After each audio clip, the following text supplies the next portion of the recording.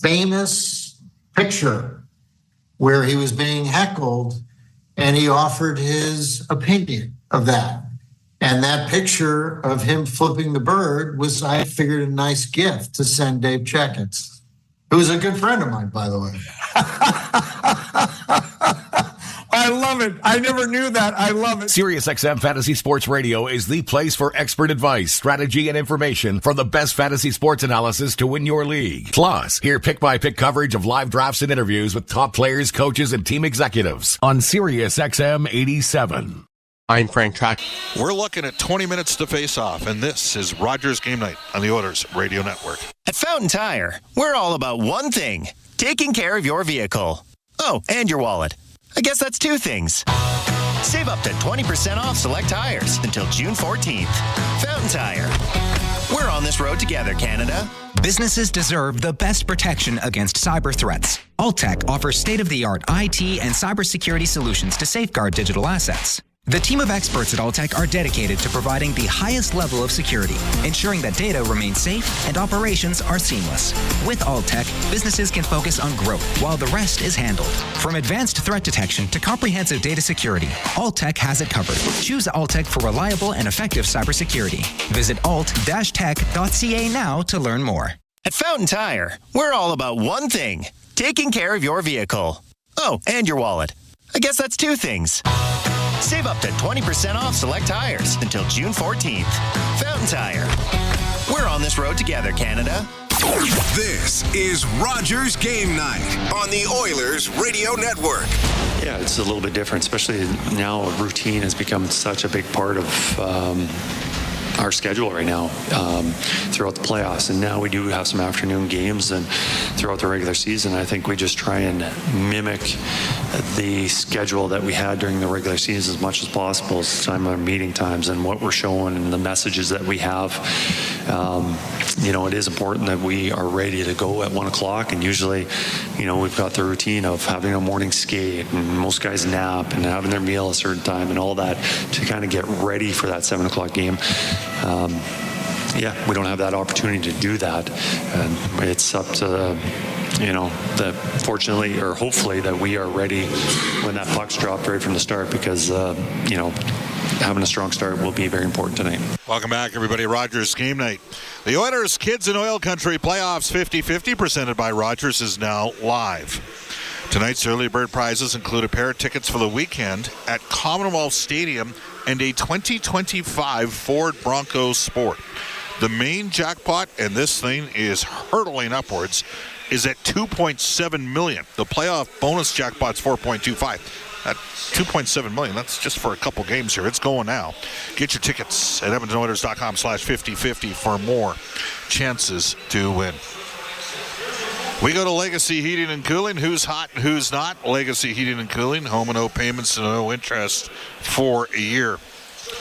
Well, Connor McDavid, Leon Draisaitl tied for the playoff scoring race with 20 points with Mikko Rantanen. And McDavid, 13 points in 8 career playoff games against Dallas. Evan Bouchard on the back end in the 8 games the two teams have played over the last 2 years has got 10 points. And he's played very well, to say the least. Pizza 73 out of town scoreboard. Last night at the Memorial Cup, the Medicine Hat Tigers. That was 2 nights ago. Medicine Hat beat host Rimouski. The final score in that game was 5-4. Last night, overtime between Quebec League champion Moncton, coached by legendary Eastern Canadian former UNB head coach Gardner McDougall, took on Dale Hunter's London Knights. The Oilers have Sam O'Reilly and William Nickel, and O'Reilly scored twice, including the game winner in overtime as London beat Moncton. Tonight, London takes on Rimouski. Last night in the NHL, I think we all know what happened. Right now, the Florida Panthers are a wagon. They absolutely obliterated the Carolina Hurricanes. This might have been the best game the Hurricanes played through 40, but it went all downhill in the third. And Florida is up 3-0 in the series, a 6-2 home ice victory, and a chance to close the Hurricanes, who cannot win in the conference final. They're 0-15 over the last 4 conference finals, and they could be closed out tonight. Tomorrow, their season could come to an end. Stay tuned following the game for the Alberta Blue Cross Travel insurance, goal of the game, health, dental, travel. We got the coverage you need. Visit ab.bluecross.ca. There is 15 minutes to face off, and this is Rogers Game Day on the Oilers Radio Network. Today you can score at A&W. Enjoy a juicy grass-fed beef mama burger and fries for only $5. Available in-store or on the A&W mobile app at participating locations in Oil Country. This fantastic deal is available all day today at A&W. Our people, our team. It's what business owners almost always say is their most important resource. But strong businesses don't just find great people. They make sure their teams stay healthy, engaged, and performing at their best. A benefits plan from Alberta Blue Cross is more than just drug and dental. They support the whole person with flexible coverage levels that fit the size and circumstance of your business. Find a plan that gets results at ab.bluecross.ca. Today you can score at A&W. Enjoy a juicy grass-fed beef mama burger and fries for only $5. Available in-store or on the A&W mobile app at participating locations in Oil Country. This fantastic deal is available all day today at A&W.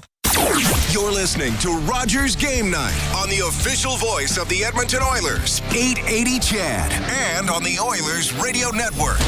All right, just checking the playing roster that is listed on NHL.com. Welcome back, everybody. Rogers Game Night, courtesy of Rogers, proud partner and fan of the Edmonton Oilers. Rope Hintz is officially out for the Dallas Stars, who, by the way, are going to start Jamie Benn, and the Oilers are going to start Darnell Nurse.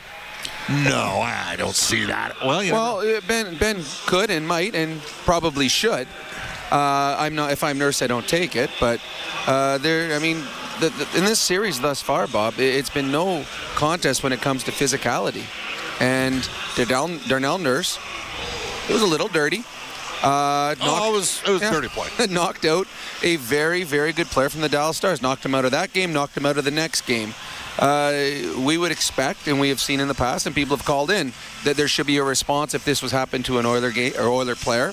So I would assume that Dallas will try to do something. Having said that, the importance of this hockey game, if you're going to do something, it's more of a conversation or something within the rules. The Dallas Stars cannot afford to take a dumb penalty looking for retribution against an Oiler team whose power play is just too good. It's 6 for 10 at home. It's just 2 for 22 on the road. It is a different power, and maybe it's just a byproduct of what they did against the LA Kings come crunch time. They haven't had a lot of chances. Remember, they played 8 of their games on the road, and by the way, the Oilers are 5-3 on the road, and they're 4-1 here at home in their 5 games. To me, the power play has never, ever been an issue for me at the Oilers. If there was ever a need for the Oilers to score a power play goal, they usually get it done. I do believe the Vegas Golden Knights were a fantastic penalty-killing team against the Oilers. And, I mean, again, Vegas did a lot of good things in that series. They just couldn't stop the Oilers' depth players. Dallas can't afford to take penalties, and what we saw in Game 1, neither can the Oilers afford to. Special teams are a very important part of the playoffs. The Oilers got burned in Game 1. To me, I imagine this Oilers team is going to come out flying. They have been the better team in 5 of 6 periods. They want to continue to push this Dallas team around, throw shots on net on Ottinger, get in on the forecheck. The energy of the crowd is going to be huge for this team. Just don't let that get you too excited. You do not want to give the Dallas Stars an early power play. Allow them to find the back of the net on the power play with a goal and get belief that you can win this game. All right. What about playing a 1 o'clock start? Don't get that a lot here in Oil Country in the playoffs. And here's where we stop. The Oilers have played a lot of playoff games over the last 4 years, Rob. They've won 8 series in the last 4 years, so it's not like they've... What I find is it's weird. Because if the Oilers would have played Friday on home ice and Sunday on home ice, Sunday afternoon game's not bad because you have Saturday to sit and practice, optional, whatever it is. Or fly. Well, no, but this is if it was Friday, Sunday in Edmonton. If it's Friday, Dallas, Sunday in Edmonton, that's the weird one because the Saturday is all travel. So that's why I found it weird that they were having an afternoon game coming back from a different city. Having said that, if I'm a player, I'd prefer it. I don't want to sit around all day long thinking about what's going to happen at 8 o'clock that night. I'd rather roll out of bed, get to the rink, and play a hockey game. I don't think this is going to be an issue for either team today. Yeah, there's no question about it. I mean, Dallas is going to be playing without their number one center. They've got those 5 Finns together. It's a substantial loss. They do have a lot of really good players, but they've been quiet. And I know Peter DeBoer took a little bit of, he was not pleased in today's availability. We've seen this a couple times for him over the last couple of years, and justifiably so. He just lost his number one center. But the truth of the matter is, the Oilers have, of the teams that are remaining in the playoffs, Edmonton has the highest expected goals for 5-on-5, which is a sign they got the puck a lot in the O-zone. Well, they're a good team. I mean, the 2 best teams in the playoffs right now are Edmonton and Florida.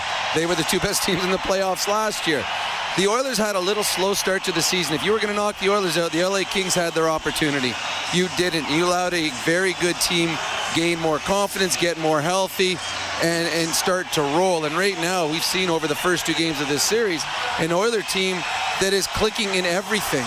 They are just, they're more physical. Their depth players are better. Their star players have been better. Their goaltender was the better in game 2. So the Edmonton Oilers, this is a tough team to knock off right now. The Dallas Stars, if they want to win this hockey game tonight, they are going to have to score in their power play, and they're going to have to get an all-world effort out of Jake Ottinger in net.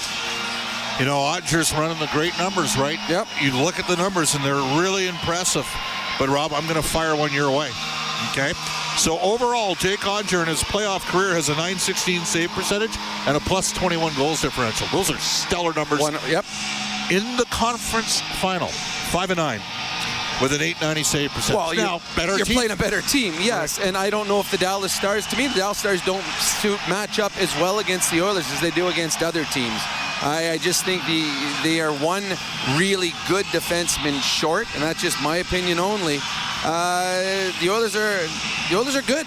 And the Dallas Stars are finding that. I think the Dallas Stars right now are finding out that the Edmonton Oilers, not only are they big and physical, they may be a little bit faster than they expected them to be, because so far in the first 2 games, 5 of the 6 periods, every race to a puck, every race into the battle has been won by an Edmonton Oilers. So the Oilers just got to continue doing a lot more of what they've been doing right now. And we've seen a lot of adjustments in the past that Chris Knobloch has made as the series has moved along.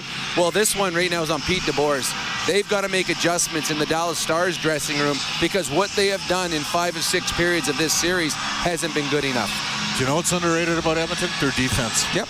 Their ability, and it's their ability to transition the puck. Well, Stan Bowman going out and getting John Klingberg and Jake Wallman, game changer. Oh, it has been. And the health of Troy Stetcher getting back in the lineup.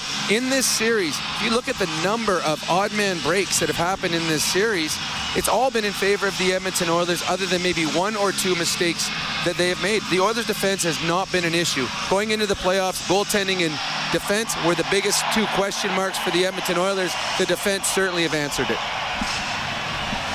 Game 3 coming up, the Western Conference Final again. No Rope hints for the Dallas Stars.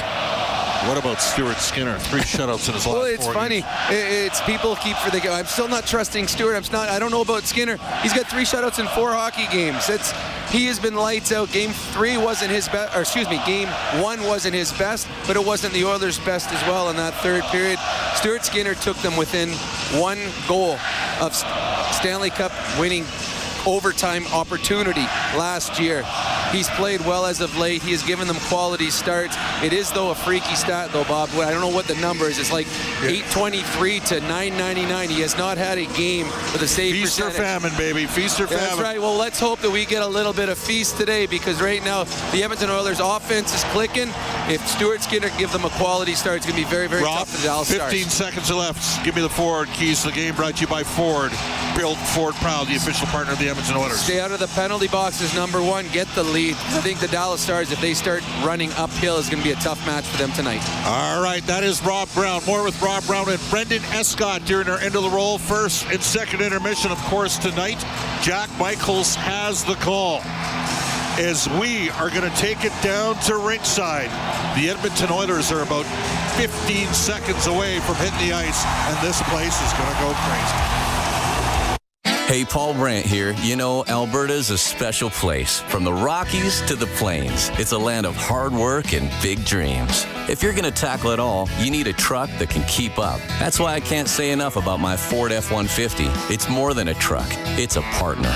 Rugged toughness, serious capability, and smart features that make your life easier, like available Pro Power onboard. The Ford F-150. Get yours today at your Alberta Ford dealer and tell them PB sent you. At Northern Lakes College, students work, race.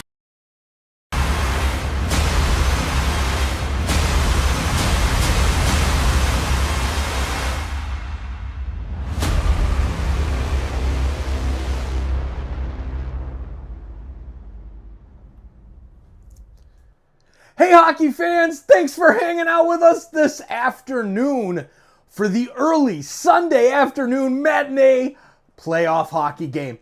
But you know what? The Stanley Cup playoffs are back on Canadian soil where they belong. And Oilers fans, we've got to cheer loud and we've got to help. Toronto's helping. Let's go. Let's get that chat fired up. We need all the help we can get today. We've got to take the lead over the Stars and steal that home ice advantage like we took advantage of down in Dallas in game number 2. Let's keep it going, Oilers fans. Thank you for being here. Please hit that like button and please share this link out. Let's get more hockey fans here in the chat making a difference. For SickKids Hospital, we've raised over $1,500 to be added to our total just from April. Thank you for being here. Thanks for liking, sharing. If you're new, subscribing, and we'll see you back in the chat. Let's go get that Stanley Cup and bring her home because she belongs in Canada. It's been too long. We'll see you in there. Tire shops everywhere. Find a dealer near you at atturo.com.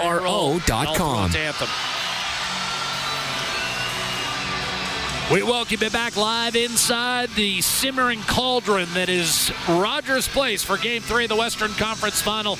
The Edmonton Oilers, the Dallas Stars, alongside Bob Stauffer, Rob Brown, and Brendan Escott immediately behind me. High atop, sold out Rogers Place. The Edmonton Oilers will look like this to start. Stuart Skinner in the pipes, Darnell Nurse and Brett Kulak on defense, and the opening line centered by Leon Draisaitl, flanked by Kasperi Kapanen and Vasily Podkolzin. Your starting lineup, of course, brought to you by our friends at Coventry Homes, the official builder of the Edmonton Oilers, offering you flexibility that's within reach. Get back in the game with customizable designs by Coventry. The big news on the Dallas side is there will be no Rope Hintz.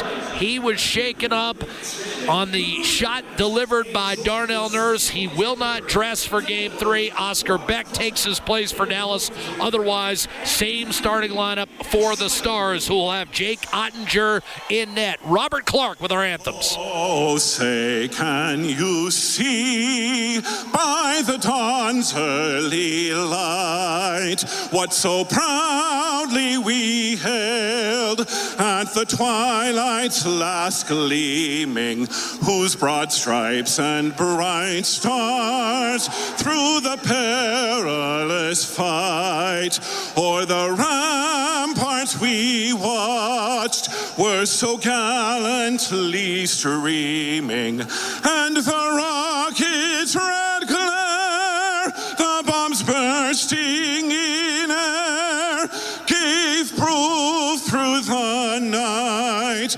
that our flag was still there.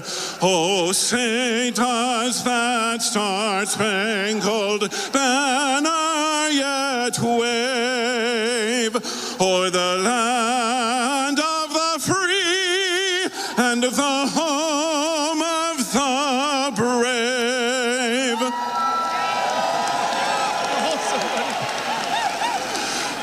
Oh, Canada, our home and native land, true patriot love in all of us command.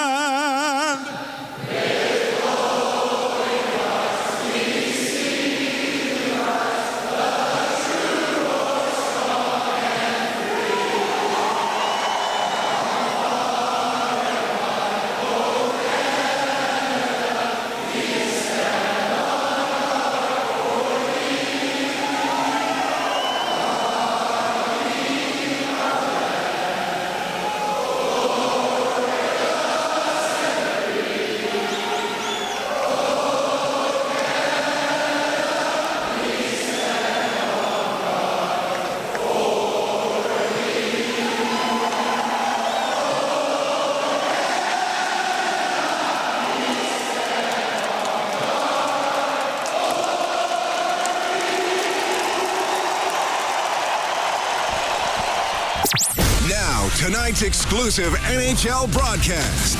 Shoots and scores! But now it's Draisaitl off to Connor McDavid. Centers Kane for the hat trick. He scores! All the action called by the voices who know the game inside and out. This crowd explodes! Bob Stauffer and Jack Michaels on the Oilers Radio Network.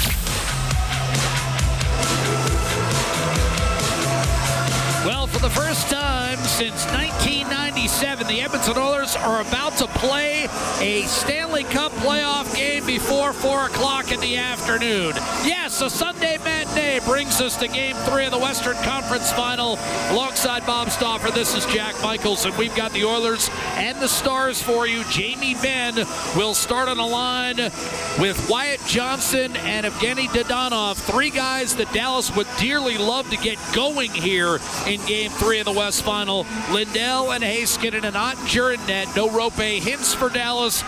And we're underway. Johnston and Draisaitl off the center ice face-off with Dallas controlling. And Lindell works it up the left-hand side, and immediately the 18,347 try to exert their influence on the hockey game. Hacked out by Podkolzin after a Dallas dump-in, and now Podkolzin, given a second opportunity, will take it into the offensive zone, slide it through to Draisaitl. Across the nurse, a shot tipped dangerously wide. Kapanen cutting in front of Jake Ottinger. Of course, it was Kapanen who ended the series against Vegas with an overtime winner. Spun back the other way and into the Edmonton zone as both teams make changes here. Opening minute, Game 3. Best of 7 Western Conference Final, tied at a game apiece. Dallas took game 1 6-3. Edmonton answered with a 3-0 shutout victory on Friday night. Battle won by Robertson, put it back behind for Cody Ceci. That's the first time we've noticed Robertson in this series. He was Dallas's leading goal scorer during the regular season, and he gets an elevation up to the top line. The quick, sharp angle shot by Granlund is stopped by goaltender Stuart Skinner. Here's McDavid giving it up, getting it back, and then tried to bank it off the nameplate of Ottinger and clip the outside of the net. Little give and go with Nugent Hopkins. I'm in the league's leading hitman in the postseason. Applies pressure, and Rantanen will be guilty of an icing call for the Dallas Stars, dressed in their white and what they call victory green, the Black Pants. Oilers in the blue and orange. Bob, Edmonton has won 8 of its last 10 home playoff games. How do you think, if anything, the 120 face-off affects either squad? Yeah, I'm not quite sure, to be honest with you. It's been a long time. 97, you said, right? Were you even in town, or were you up on the slope somewhere? No, I was working that game for ESPN, doing secondary stats. So there you have it. But we'll have to see.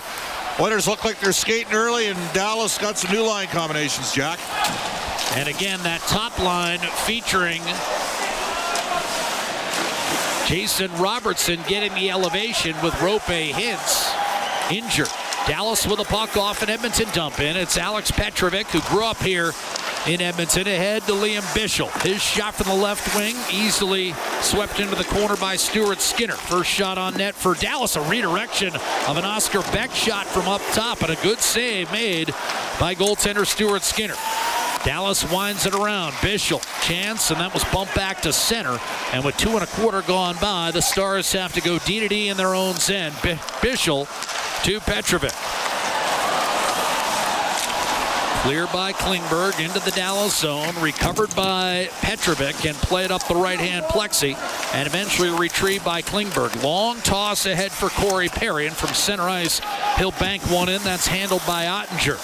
Lindell, an attempted clear, got it knocked down by Perry. A second time, Perry's shot sails just wide. Rebound, Trent Frederick for Edmonton. He got knocked off his feet, and it's one-handed ahead by Miro Heiskanen. At center ice, Duchesne trying to work his way through traffic and cleared by Trent Frederick inside the Dallas line, recovered by Esa Lindell. He'll send a pass up to Sagan, who missed him, and that will be an icing call whistled against the Stars with 3:08 gone by. And without Rope Hintz, of course, you get a sense of how this Dallas lineup starts to reconfigure itself, with Granlund kind of sliding into the middle, Robertson primarily a left winger, and Oscar Beck reinserted into the Dallas lineup. He started game 1 and is back for game 3. He'll play on the 4th line with Steele and Blackwell. They do have about 7 guys that can take faceoffs, Jack. Draisaitl wins a faceoff back to Darnell Nurse. It's a good point. On 3 of their 4 lines, 2 guys on each line that have played significant time at center ice through the course of their NHL careers. Here's one of them, Jamie Benn, up the left-hand side. Sagan did not get it out. Draisaitl able to hold the offensive zone. Edmonton left to right in this first period. Klingberg's cross-seam pass intended for Draisaitl broken up by Johnston, who's with Benn, and they'll move in from the right-hand side. Ben briefly had it, and quickly Jake Wollman, hearing the instructions from the referee to let him go. Draisaitl weaving his way through the neutral zone, but Colson shot off the rush, did not make its way on net. Our referees today, Kelly Sutherland and Eric Furlat, linesman Matt McPherson and Johnny Murray. Here's Matt Duchene. He'll send it around the boards, and that's going to be settled. Taken by Brett Kulak of the Oilers and flipped by Nugent Hopkins back towards center. Immediately fired back in by Ceci, whose last 3 years came with the Oilers and included 2 trips to this round, the conference final. Bouchard, Nugent Hopkins gliding and shooting off the blocker of Jake Ottinger. He did not handle that rebound cleanly. Nugent Hopkins back-to-back games with a goal and an assist. McDavid to Bouchard, blocker save. Ottinger looks smooth on that one against the rocket from Bouchard, who then sends it down low for Hyman, who creates space for Nugent Hopkins in the right corner. Bouchard, not much on his pass across, but Kulak was able to throw it into the opposite corner. Bouchard and McDavid desperately tried to hold the zone. Dallas overhandling the puck that time was Granlund, turned it over. Hyman tried to center, and that was deflected. Kyle Granlund waited too long. Here's a chance, and a wrist shot denied. Evander Kane set up by McDavid. This all created when Granlund held on to that puck for far too long. Bouchard down low. McDavid dancing inside. Couldn't get a clean shot away. Chopped away from Harley and kept alive by Darnell Nurse. Edmonton keeping the pressure on. Nurse gets it back from Kane. Loading up. Shooting short side, and a save made by Ottinger against Zach Hyman. And a high flip from Dallas chases Edmonton back. They'll wave off icing. Darnell Nurse did not like the non-call. Up to Troy Stetcher, who did not get it out. Beck able to knock it down. Colin Blackwell sealed off the puck, but here's Sam Steele, playing very close to his hometown of Sherwood Park. Beck to Steele with Kane and Henrique in the vicinity. Nurse wanders over to apply a check. 6 minutes gone by in this scoreless first period. A chance for Steele short side. Brushed away by Skinner. Rebound fired again from a sharp angle. And again, Skinner able to seal up that far post. The shots on goal early on, Edmonton 5 and Dallas 3. Steele and Adam Henrique, one-time teammates in Anaheim. The puck shaken free by Henrique. Kane's outlet eventually spooned safely to Connor Brown. He'll kick it back to Nurse, and it's a quick reset for Edmonton. Troy Stetcher bumps it up the right-hand boards. That's a bouncing puck corralled by Bichel. Over to Petrovic. He'll rifle one ahead. I don't think Duchene got a piece. And thus, it's an icing call whistled against the Dallas Stars. 6 1/2 gone by in the first period. I'll tell you what, Dallas better be careful, Bob. A veteran guy like Granlund can't make the play he just made. No, the Oilers almost capitalized that. Ottinger with a couple good saves. Skinner's looked sharp early for Edmonton as well, as Hyman tried to squeeze one blocker side on Jake Ottinger. Yesterday, 35 days to the day, the last time the Edmonton Oilers won the Stanley Cup. A face-off win for Draisaitl. A cross-seamer to Klingberg. Little give and go. Draisaitl ragging the puck. Got double-teamed, and Dallas was almost away on an odd-man rush. But Sagan was drawn offside as Marchment entered the zone and took a little extra shot at the end from Kasperi Kapanen. And that's exactly why opponents have hated playing against Kapanen for years. He's not afraid to take that extra little shiver on you at the echo of the whistle, which brings us to the 13:21 mark of our scoreless first period. It's Edmonton, Dallas, Game 3 of the Western Conference Final, live from Rogers Place, the Oilers Radio Network. At Sobeys and Safeway Liquor, they recommend pairing locally distilled spirits and their ice-cold beer selection with... And Oilers win! Sobeys and Safeway Liquor, proud partners and fans of the Edmonton Oilers. Please enjoy responsibly. Celebrating 70 years in the signage industry, William Huff Advertising is the most recognized name in the game. An in-house, one-stop shop for all of your design, print, and installation needs. William Huff provides quality graphic solutions for everyone. Here in our City of Champions and throughout the nation, they're the preferred signage partner entrusted by many of the biggest corporations, pro sports teams, and organizations to bring their identity to life. Recognize the name, get in the game. WilliamHuff.com. Athletes know that to advance your career, you've got to be part of a winning team. So, what about you? Are you working for a winning team? Well, here's your chance to do just that. Brandt is a strong and stable industry leader with career opportunities across Canada. We have hundreds of positions available right now, from parts, sales, positioning technology, heavy-duty mechanics, and more. Be a part of a winning team. Earn your stripes by joining Brandt today. Find out more at BrandtJobs.com. At Sobeys and Safeway Liquor, they recommend pairing locally distilled spirits and their ice-cold beer selection with... And Oilers win! Sobeys and Safeway Liquor, proud partners and fans of the Edmonton Oilers. Please enjoy responsibly. Listen on air, online, and on the Radio Player Canada app. This is the Oilers Radio Network. This best-of-7 Western Conference final tied at a game apiece. Edmonton has an amazing record over the course of its club history. In series tied at a game apiece, they're 21-7. They've won 75% of the time.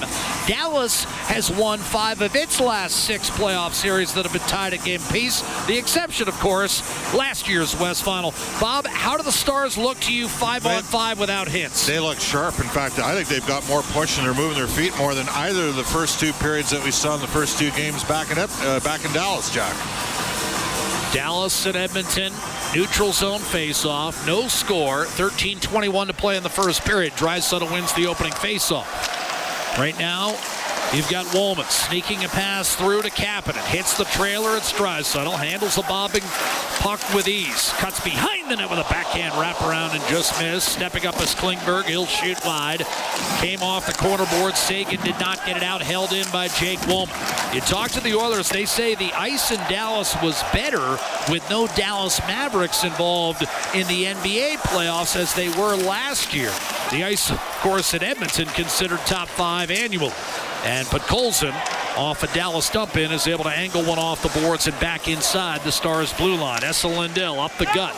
Dallas won Game 3 in this building last year to take a 2-1 lead. Stars looking for that kind of success to regain the home ice advantage. A dump-in.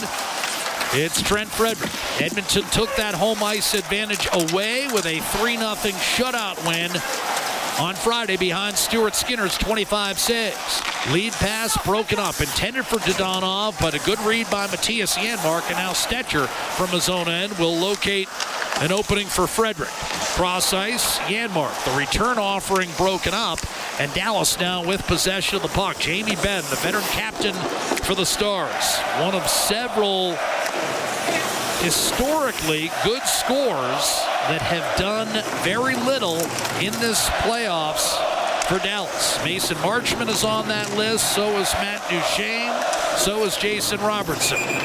Offside, Mikko Rantanen for the Stars left wing. 11:42 to go in the first period. We want to remind everyone that just because it's a matinee doesn't mean the Oilers Kids in Oil Country playoff 50-50 isn't live. It is, and it's got a main jackpot right now of $2.6 million. Bob tells me that playoff bonus jackpot is hovering around $5 schmil. Today's early bird prizes, a pair of tickets for the weekend at Commonwealth Stadium, and a 2025 Ford Bronco Sport. Off the draw, Cody Ceci in control for the Dallas Stars. Lead pass up the wing. That will elude any Dallas stick of note, and so an unforced error against the Stars and an icing call, and a face-off coming to the right of Jake Ottinger, who was 5-0 this year following a loss in the playoffs. A save percentage of 93. In fact, Bob, in the history of the Stanley Cup playoffs, Jake Ottinger has the best winning percentage after a loss of anyone, even Ken Dryden. It's kind of hard to believe. Off the draw, Bouchard Part of the issue. Soft floater from Nugent Hopkins blockered into the corner by Ottinger. Go ahead, Bob. Canadians didn't lose a lot of games. Yeah. Dryden was 22-9. Ottinger is 18-6. Can't believe the Canadians of that era lost 9 games, Jack. Yeah. Well, they lost, 9 in one season one year, didn't they? Or maybe even 8 up the left-hand side. There was one year I feel like they were 68-12. Here's Nugent Hopkins, stripped to the net. Heiskanen, open wrist shot. What a save, Skinner. Robbing Colin Blackwell, the puck available for a moment before Skinner was able to get on top of it. But an outstanding scoring chance. Heiskanen across and Blackwell denied. He scored the OT winner in Game 2 of the Colorado series and now engaged. And you and I had eyes on Blackwell and Steele throughout this series. Blackwell reinserted in Game 2, and that's the best scoring chance of the afternoon. Got to be able to skate right. That's why those guys are effective players the further you go, and they're decisive in their actions, kind of like Stetcher in the back end. Hard, firm, direct hockey, and Steele has become a super important player for Dallas. I mean, he's moved up and down between third and fourth line center. He kills penalties. He's effective. And Edmonton, perhaps fortuitous that puck didn't ricochet into the net. Now, Draisaitl on his shift fired one through the crease, and Kapanen almost tapped it home. So, one good chance each way. Clean face-off win for Henrique against Steele. And out of the defensive zone comes Edmonton, but the pass from Nurse skipped off Kane's tape and sailed out of play. So face-off comes back into the Edmonton zone, 10:39 to go in the first period. And Bob, I have to make mention of the fact, while I can right now, the Oiler broadcast depth may be as good as the Oiler player depth, as we've got total domination of the broadcast booth today. Shout out to Cam Moon and Louis DeBrusque.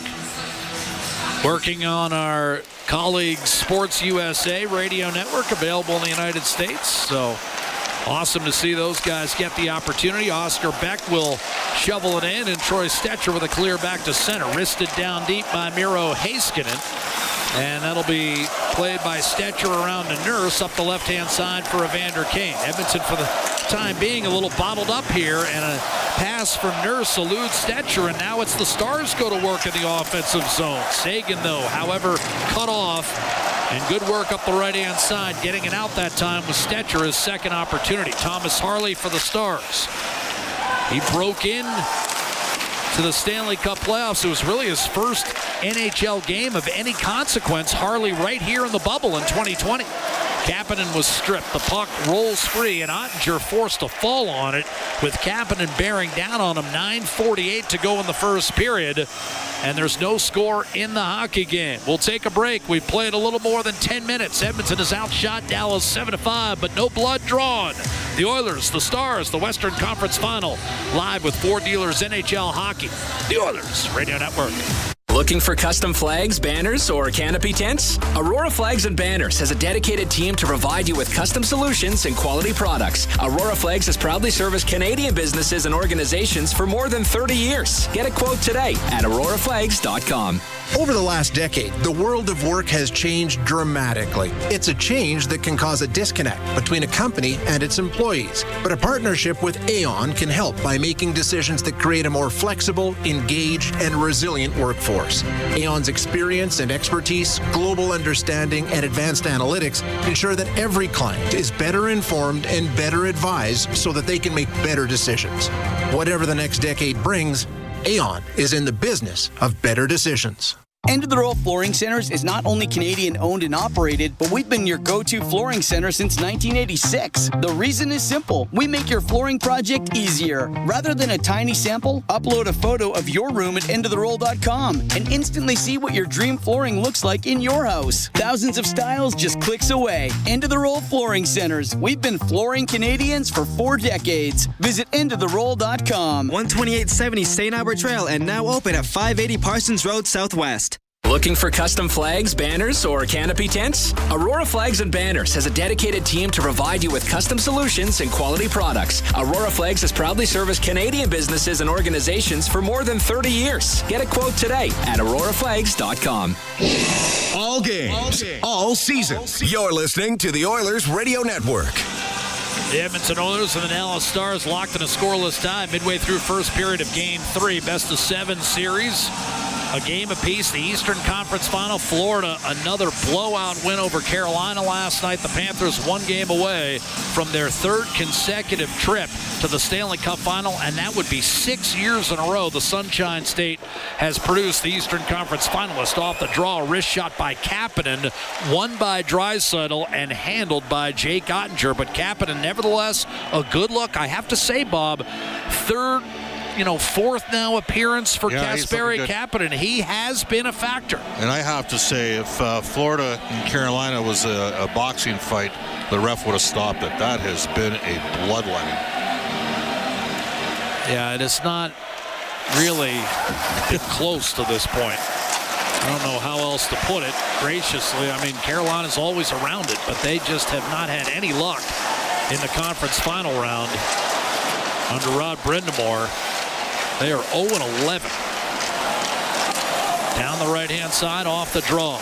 Here's Dadonov pushing it to Harley, a wrist shot, and that floated off the side of the net. I think Skinner might have gotten a piece on its way by. A clear by Klingberg, and now skating well up through the middle is Adam Henrique, driving toward the net at the last instant. Ceci was able to recover and slide it to the half wall for Dadonov, who churns the legs up through center and dumps it in. Dadonov coming off his 5th 20-goal campaign. A reset for Edmonton. Bouchard a handoff to Connor McDavid. 3-way tie atop the league scoring race in the Stanley Cup playoffs with 20 points. Draisaitl and Rantanen and the others. Lindell up the right-hand side. Here's Mikko Rantanen. Pulls up, centers, and that just eluded the stick of Jason Robertson. Rantanen, like Draisaitl and McDavid, top 6 all-time in the Stanley Cup playoffs in terms of points per game. McDavid's 3rd, Draisaitl's 4th, Rantanen is 6th. Robertson erased by a hard hit from Kulak. Bouchard pushes it up the right wing for Hyman. His shot smothered by Heiskanen, and it comes to rest under the waiting glove of Jake Ottinger. 8:22 to go in the first period. Bob, with Ottinger and Skinner, does Dallas have to win that matchup decisively to win the series? I think we got full respect for Dallas's team. This is the best first period Dallas has had. They've created 2 or 3 good opportunities that they haven't been able to cash in. I think they need to win it. I don't know if they need to win it decisively because I think they got a lot of real good players, but I do think they have to win it to win the series. They've only got 22 goals, 5-on-5 in the 15 playoff games they've played. Bob, you look at the numbers, and it's almost shocking that Dallas has reached that point. They've only scored first 3 out of the 15. They've been outshot in 13 of the 15 games they've played. They're resilient, though, and Bob, that's a trait shared by both clubs. Well, the coach will tell you tomorrow, hey, we didn't have Heiskanen, we didn't have Robertson. And they still beat Colorado. Right. Which many people favor to come out of the West. A dump in. Skinner up the left-hand side. Ceci will pick it up back behind the net for Sam Steele. Angled back to Thomas Harley. I think if Colorado and Edmonton had played in the first round, there's a chance the Avs would have been a slight favorite. Oh, yeah. Lead pass Stetcher. On the move is Darnell Nurse. Walking in with a shot that's blocked by Ceci. Here's Nurse getting run off the puck. Oscar Beck hovering close by. Frederick and Perry trying to peel it out of there. Perry does. Frederick behind the net, taken away by Blackwell. Frederick nullified by Beck and eventually cleared by Sam Steele. Dallas's 4th line has looked good in the early going this afternoon. Rantanen's looked good at center as well, Jack. Yeah, Rantanen kind of trading that center ice position with Granlund depending on the shift.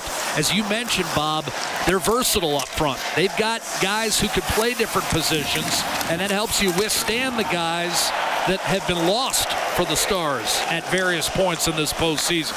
Lead pass Tyler Seguin. Left wing, tried to go cross ice to Matt Duchene, poked away by Kane. Marchment hovering close by. Forked up the left-hand side by Evander Kane. In fact, you and I called a game, Edmonton, Colorado, this season where Rantanen played center for the Avalanche. Jared Bednar was forced to go that route due to injuries. Evander Kane took a shot at center from Jamie Benn. Edmonton has to regroup. Bouchard to Jake Wollman. Draisaitl will give it back to Wollman, who's tied for the league lead in plus-minus. He's plus 12 coming in flipped it off the boards and out. Dallas has picked up the forechecking. Jack. Lindell to Heiskanen up the right-hand side. And I think Edmonton has aided and abetted it by some sloppy work with a puck in their own end. Kulak up the left-hand side, and that will go out of play. I thought it went off the glass first. No delay of game here with 6:08 to go in the first period. They are going to talk about it, though, Bob. I think it's a penalty, Jack. Dallas wasn't screaming. Usually the opponent is all over it if it's a no-doubter, but you're absolutely right. They're discussing it. Kelly Sutherland has called the whole crew. Garrett Rank is saying, I'm not sure. No. Nope. No penalty. All right. Yeah, Dallas, usually, as you know, the opponent screams bloody murder if it's even close. But they've done a good job here.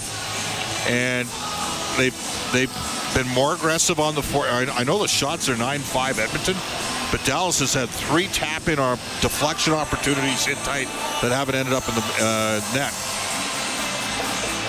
Well, and again, I think the Oilers at times, Bob, have been a little slow to move the puck up. 100%, and that's been a big part of their success in the playoffs once they got Klingberg inserted in the lineup and further aided and abetted by the addition of Troy Stetcher. Boy, that was tight. We've gotten a look at a couple of the replays, and actually the puck kind of leaves the angle, so you can't really see it actually exit. Leaves the screen. Oilers come across the line off the draw. Nugent Hopkins in control. One-timer, score! Evan Bouchard!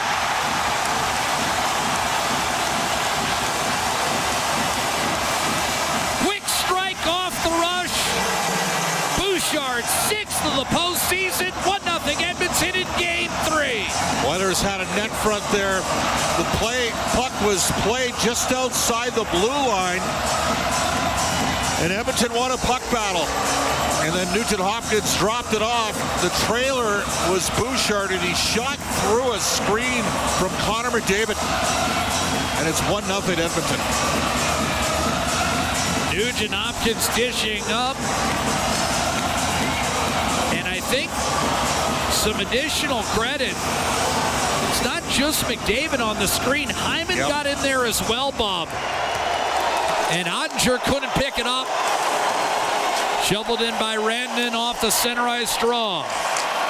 And a quick one-timer set up by Robertson. Booted aside by Stuart Skinner again at the expense of Mikko Rantanen. Bouchard trying to cut off Robertson.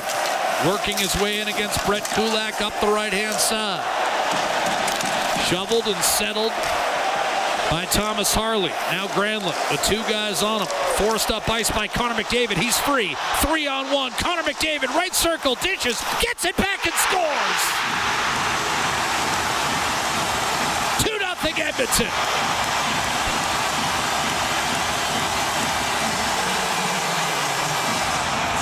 Nugent Hopkins set him up.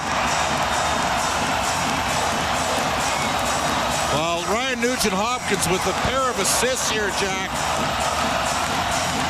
And man, oh man, he's hot. Plays great against Dallas. He's got 6 points in 3 games against the Stars. And a perfect give and go. 2 goals in 36 seconds for the Edmonton Oilers. And this crowd has exploded in a tidal wave of adulation for an Oiler club threatening to take a 2-1 series lead. Bouchard for Nugent Hopkins and Kulak, and then a beautiful give and go between 93 and 97. And Edmonton pours back into the offensive zone, looking to keep the momentum going with Frederick, Janmark, Nurse, and Perry. Troy Stetcher rounds out the quintet.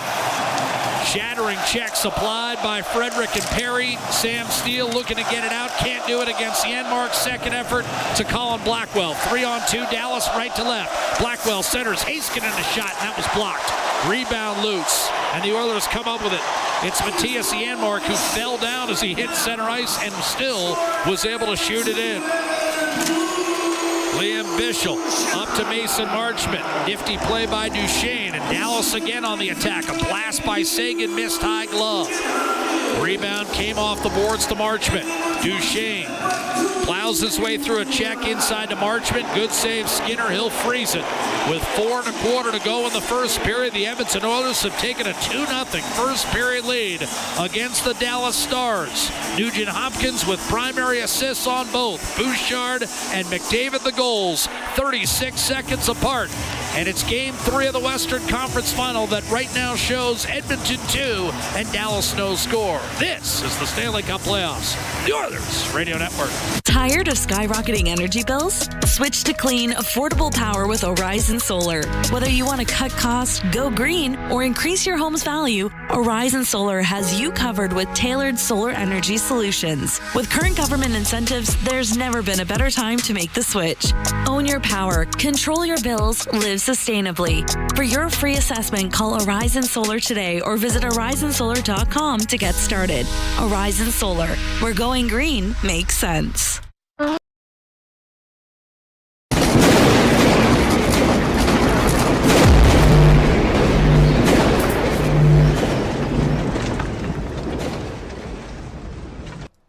Hey, hockey fans and baseball fans, Blue Jays fans that are here hanging out with us, checking out the hockey score as well. Now's the time of the show for you to let us know where you are watching from all over the world, cheering on Canada or against Canada, I guess. Let us know where you're watching from. But let's see city and province in the chat, city and state if you're in the USA or all over the world. Let's see those international flag emojis. Or let's see a lot of Canadian flag emojis. Let's go Oilers. Let's go Canada. Let's go get that cup. Come on. Thank you for watching. Thank you for hanging out with us. And thanks for letting us know where the world is gathering all over this globe. Hanging out with us here on TSI. Cheering on our Oilers. Let's go. This is the Oilers Radio Network. Edmonton has gotten to Jake Ottinger once again. Ottinger came in with an .885 save percentage in the series after posting a .901 last year in Dallas's 6-game loss to Edmonton, where Stuart Skinner frankly outplayed him. 2 goals on 11 shots for the Oilers, none on 7 for Dallas. Decent pushback shift moments ago by the line who's out there right now. Marchment, Duchesne, and Seguin. Duchesne against Leon Draisaitl. And the reason that was an effective shift for Dallas is this line was physical. Yes. And not just Marchment. Duchesne and Seguin got involved. Leon waved out a circle here, but they got Henrique on the ice for the D-zone draw. Duchesne and Seguin key in game 1. Clean face-off win for Duchesne, but Bischel can't get it through. Seguin, who had 2 goals and an assist in the opener. Duchesne had the game winner in game 1. Bischel able to hold his own left point shot, and a save made by Skinner. Rebound turnstiled into the corner. Marchment threw it around the boards. Petrovic tried to put it net front, and that was broken up. Cleared, but not out. Petrovic, right-hand side.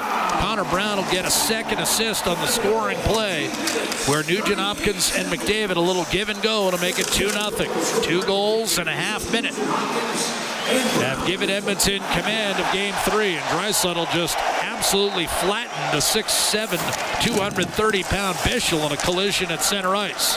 Stars do work it in. Johnston on the attack, right wing, he's cut off. Wyatt Johnston, a nightmarish stretch of hockey, especially by his lofty standards. Dallas having trouble breaking it out, and a good second effort by Johnston to force it back to center. Nurse to Stetcher, and it's fired back in. Jack Michaels, Bob Stauffer with you, and our Legacy Heating and Cooling broadcast booth, 8th floor, Rogers Place, sold out as per usual. Game 3 of the West Final, it's Harley to Cody Ceci up the right-hand side, spilled in by Dadonov. Handled by Stuart Skinner, will play it high off the plexi and back to center. Collected by Haskin and up the gut, Jamie Benn. Essa Lindell from the red line, he'll wrist it down deep. Kulak able to come up with it, shake off one check. Robertson poked it free, and now Mikko Rantanen trying to ward off a pair of defenders, and Kulak and Stetcher. Dallas able to keep it in. Lindell across, a drive. Haskin missed the net entirely. 2.5 to go in the first period. Bouchard and McDavid with first period goals, giving Edmonton a 2-0 lead. Granlund left wing. And a shot stopped by Skinner. From the flank just outside the face-off dot. Skinner getting a piece of that. It's been good early, Jack. Here's Heiskanen. Well, it started with a save he made on Colin Blackwell a couple minutes into the game. Dallas could have gotten the first goal. Instead, they don't, and they're down 2. Here's Heiskanen wrist shot, and that missed the net. Rebound Beck. Tied up with Nugent Hopkins as we go inside. 2 minutes to play in this opening frame. Beck, Blackwell, and Steele. Again, hovering in the attacking zone. Edmonton's got line 1 versus line 4 out there. A chip off the boards, and Bischel struggling to control. Off to Petrovic. This is Dallas's 4th line and 3rd pair out. This fourth line's been good. They have been good, but it's the Bischel-Petrovic pair that raises an eyebrow or two as Bischel sends it in. Because as you know, in Game 1, Pete DeBoer did not really use his 3rd pair all that often. Lyubushkin has since been a healthy scratch. Here's Corey Perry up the right-hand side for Draisaitl. Centering pass just out of the reach of the activating Jake Wallman. John Klingberg races over. And he'll not only grab the puck, take it all the way back into his own zone, and then had it stripped by Mason Marchment. And Duchesne will go to work in the final minute of this first period as the Stars look to get on the board. Klingberg again under duress with Marchment and Sagan draped all over him. Duchesne, top of the right circle, sifted back down low. Wallman there to break up the cycle for Edmonton with 40 seconds left. He'll wedge one toward the Dallas net, but wide, and a bit of an unforced error there from Wallman, as we'll get an icing call whistled against Edmonton and an offensive zone face-off for the Stars, who trail 2-0. Well, Corey Perry got belted after he made a play, and Draisaitl knocked Bischel on his butt. But this is an important D-zone draw for the Oilers here. And they're a little gassed. And Dallas has done a good job. They've picked up the physical. This is the best I think we've seen Dallas skate 5-on-5 since the game flipped in the 3rd period of Game 1 with those 3 quick power play goals. Granlund taking the face-off between Robertson and Rantanen after the icing call. Draisaitl labors to take the draw against Mikael Granlund. Dallas started 5 Finns for Game 2 when Hintz was still available. It's the first time in the history of the league that 5 Finns started an NHL game, regular season or playoffs. Here off the draw, calmly cleared by Wallman. Edmonton able to get a partial change. Robertson sneaks it ahead for Granlund as Dallas pours back into the offensive zone. Rantanen tried to nudge it out in front. A second time to Granlund. Off the boards to Harley. Across. Heiskanen a shot, and he pushed one wide. 10 seconds to go. Harley down low to Granlund. Chipped it out in front. Edmonton can't clear it. Came back onto Skinner's pads. He was able to make the save and keep the sheet clean, but was a high stick called here? Or was the puck simply played with a high stick? You got the right call. It's a high stick, and Dallas is going to get a power play. Edmonton 42, minor penalty, high stick. Kasperi Kapanen will be whistled, and the first penalty of the hockey game goes against Edmonton. Kapanen at 19:57 of this first period, and Dallas on the power play, of course, scored 3 goals in the first 6 minutes of the 3rd period in Game 1, and then was held 0 for 2 as Edmonton scored once on the power play in Game 2. He lifted the stick. He lifted the stick of Rantanen, and Rantanen got himself with his own stick. I thought it was an own situation, but they only can review this if it's ruled a double minor, and they called a 2. We all knew that Edmonton was going to get the first penalty in this game after what happened. When they showed again. Kapanen lifting Rantanen's stick, and Rantanen's own stick absolutely clipped him in the visor, but you cannot review that if it's a 2-minute penalty. If it's a double minor, absolutely, but it's a 2. Great point by you, Jack. In other words, Edmonton would have been better off had Rantanen cut himself with his own stick. Then it would have been reviewed and reversed. Well, so in other words, if they get Kapanen for 4, it would have come off the board. But they get him for 2, and Dallas's power play intact. Face-off win Granlund. Harley's shot does not reach the net. And now some pushing and shoving and horse-collaring are part of the final 2.6 seconds. The potential combatants ultimately will be separated here, and Dallas will retire to its dressing room trailing 2-0. The 2 goals scored in a 36-second time frame by Bouchard and McDavid, both set up by Nugent-Hopkins. Dallas will have a fresh sheet of ice and a power play for 1:57 to start the second. Well, they look like they're going after Bouchard a bit here, and why not? I mean, he's been so good.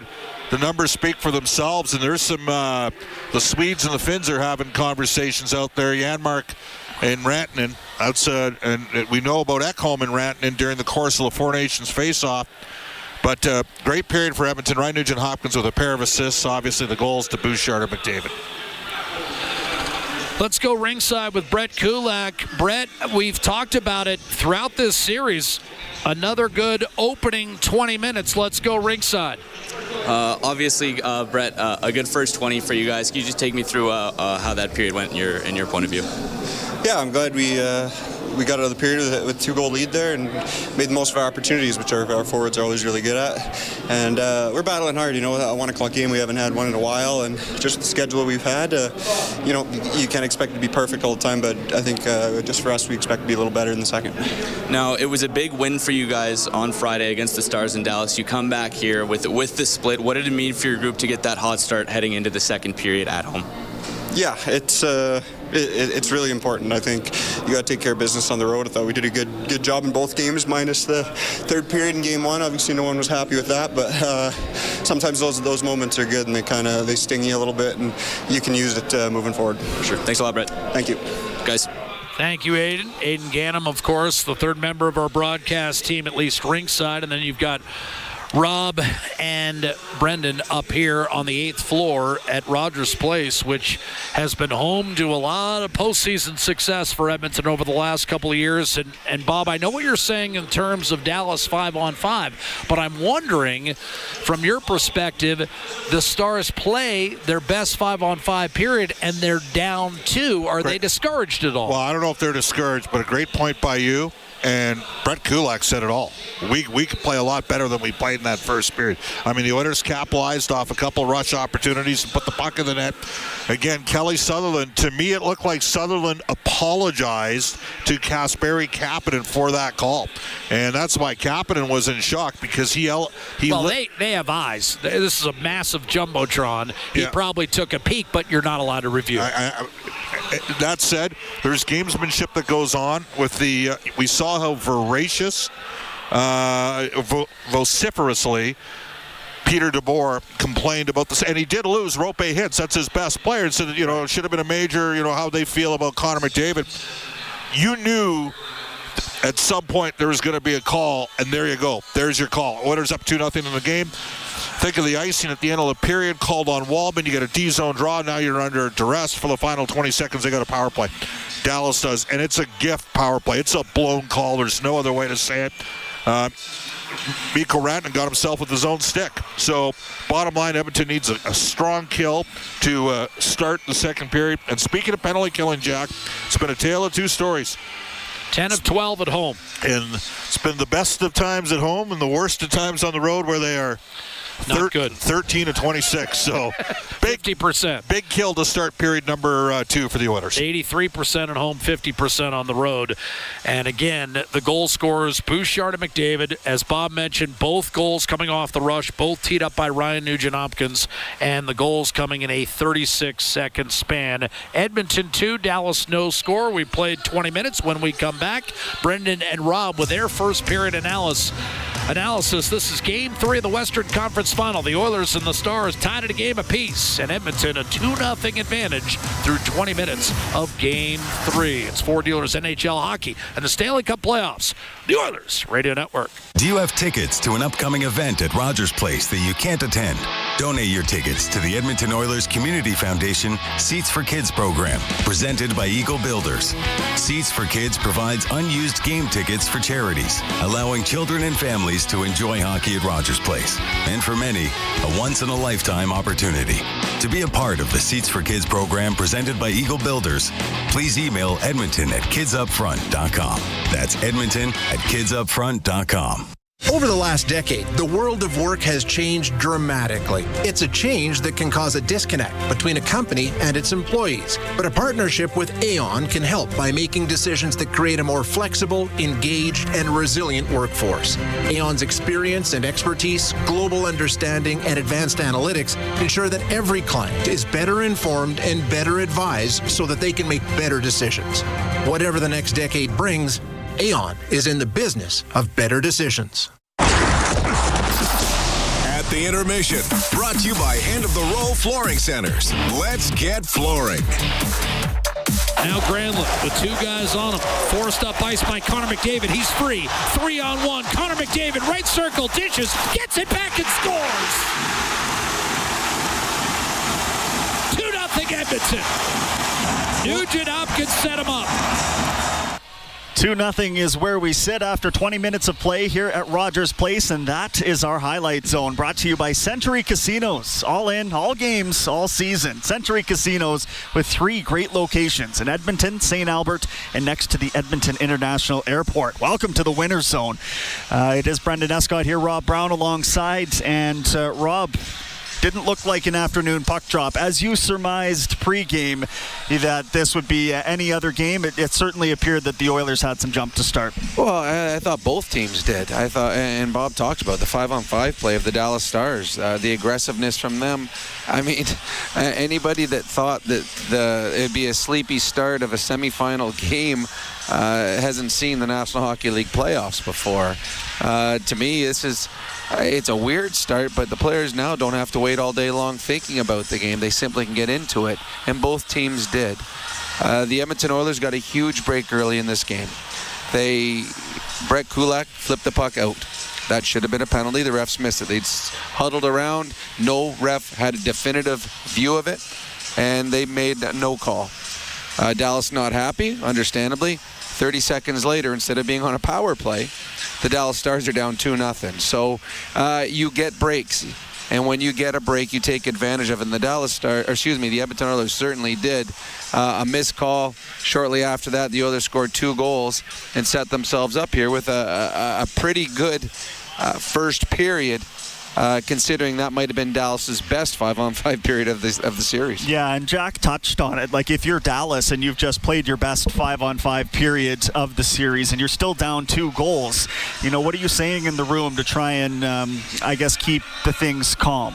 Well, the one advantage that Dallas has in the room right now is they got a power play to end the period. So they're going to be thinking, all right, we played well. We just have to score in this power play and cut the lead in half. But the one thing, as good as Dallas was on the 5-on-5, and they also big mistakes. And they gave up a 3-on-1 to the best player in the world. I mean, Connor McDavid has a 3-on-1 with enough time to actually stop and give a give and go with RNH and score on a one-timer. So when you play playoff hockey and you play against good teams, mistakes will happen, but the mistakes can't be huge ones. And Dallas played well, but what we've seen in this series is they have given up numerous odd man rushes against. The Oilers are going to make them pay, and they certainly did on that one. And Ryan Nugent-Hopkins assisting on both first period goals. He is now up to 6 points in these 3 games against Dallas, or 2 games and a bit here. I don't even want to say quietly impressive, because he's been very loud about it, Rob, recently. He has. Yeah, I would say he'd been the Oilers' best forward in the series, and that's pretty good considering you have Leon and Connor and Hyman and Kane and a number of other really good players. I think at other times in these playoffs and even throughout the season, the contributions were there. Maybe the points didn't show up on the score sheet after. In this series, especially against Dallas, it has been there. And the plays that he's made, just smart plays. The first goal, the Bouchard one, he created time and space and allowed Bouchard to jump up in the play for the big one-timer. On the 3-on-1 goal, he put himself in a good spot, far enough away from the defenseman, a good shooting area that the goaltender Ottinger had to respect it. And then as soon as he had Ottinger's eyes, he threw it back to McDavid, so there's no chance for Ottinger on that one. Nugent-Hopkins is, power play, 5-on-5, shorthanded, 4-on-4. If they go down to 5-on-3, he's the guy out there. RNH just continues to make big play after big play in important situations. Just in 30 seconds here, starting this period on the penalty kill, nice rested group of killers. I imagine that might be a better case scenario. Not in this situation. It's a full power play. Okay. So normally as a power play unit, you hate having a minute in one side of the period and a minute into the next period because you can't take advantage of tired penalty killers because they only have to stay out there for a minute. This, to me, is an advantage to a power play because the power play gets fresh ice. Both sides are going to be rested, but gets fresh ice for 2 full minutes. So now you can catch the penalty killers out on a long shift, and they can find some fatigue. So this is the one time when there's a power play that flip-flops over periods. When it's this long on the second half, which is into the second period, the Dallas Stars, there will be an advantage. So the Dallas Stars have to take advantage of this. They need to cut into the Oilers' lead because the next goal is going to become very, very important. The Dallas Stars do not want to fall behind by 3 in an arena that is going nuts against a very good hockey club. Great stuff from Rob Brown. He'll be back at second intermission. We are at the first intermission. That's brought to you by End of the Roll Flooring Centers. Let's get flooring. This is your Ford Dealers NHL Hockey on the Oilers Radio Network.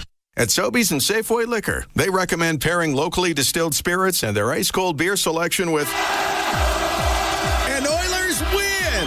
Sobeys and Safeway Liquor, proud partners and fans of the Edmonton Oilers. Please enjoy responsibly. When the Oilers are on the ice, the big hits are a part of the game. But they shouldn't be a part of your drive. If you've been injured in a car collision, let James H. Brown & Associates and their over 200 years of combined injury law experience help you. Locally owned and proud Edmonton Oiler fans, James H. Brown & Associates is ready to support you with their unrivaled experience, unrivaled results, and unrivaled commitment. When accidents happen, head to jameshbrown.com.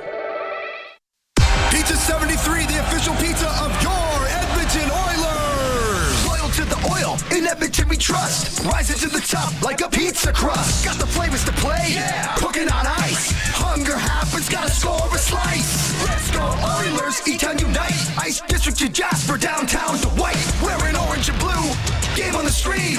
Make the right call, Pizza 73. Let's go Oilers. 737373, Pizza 73.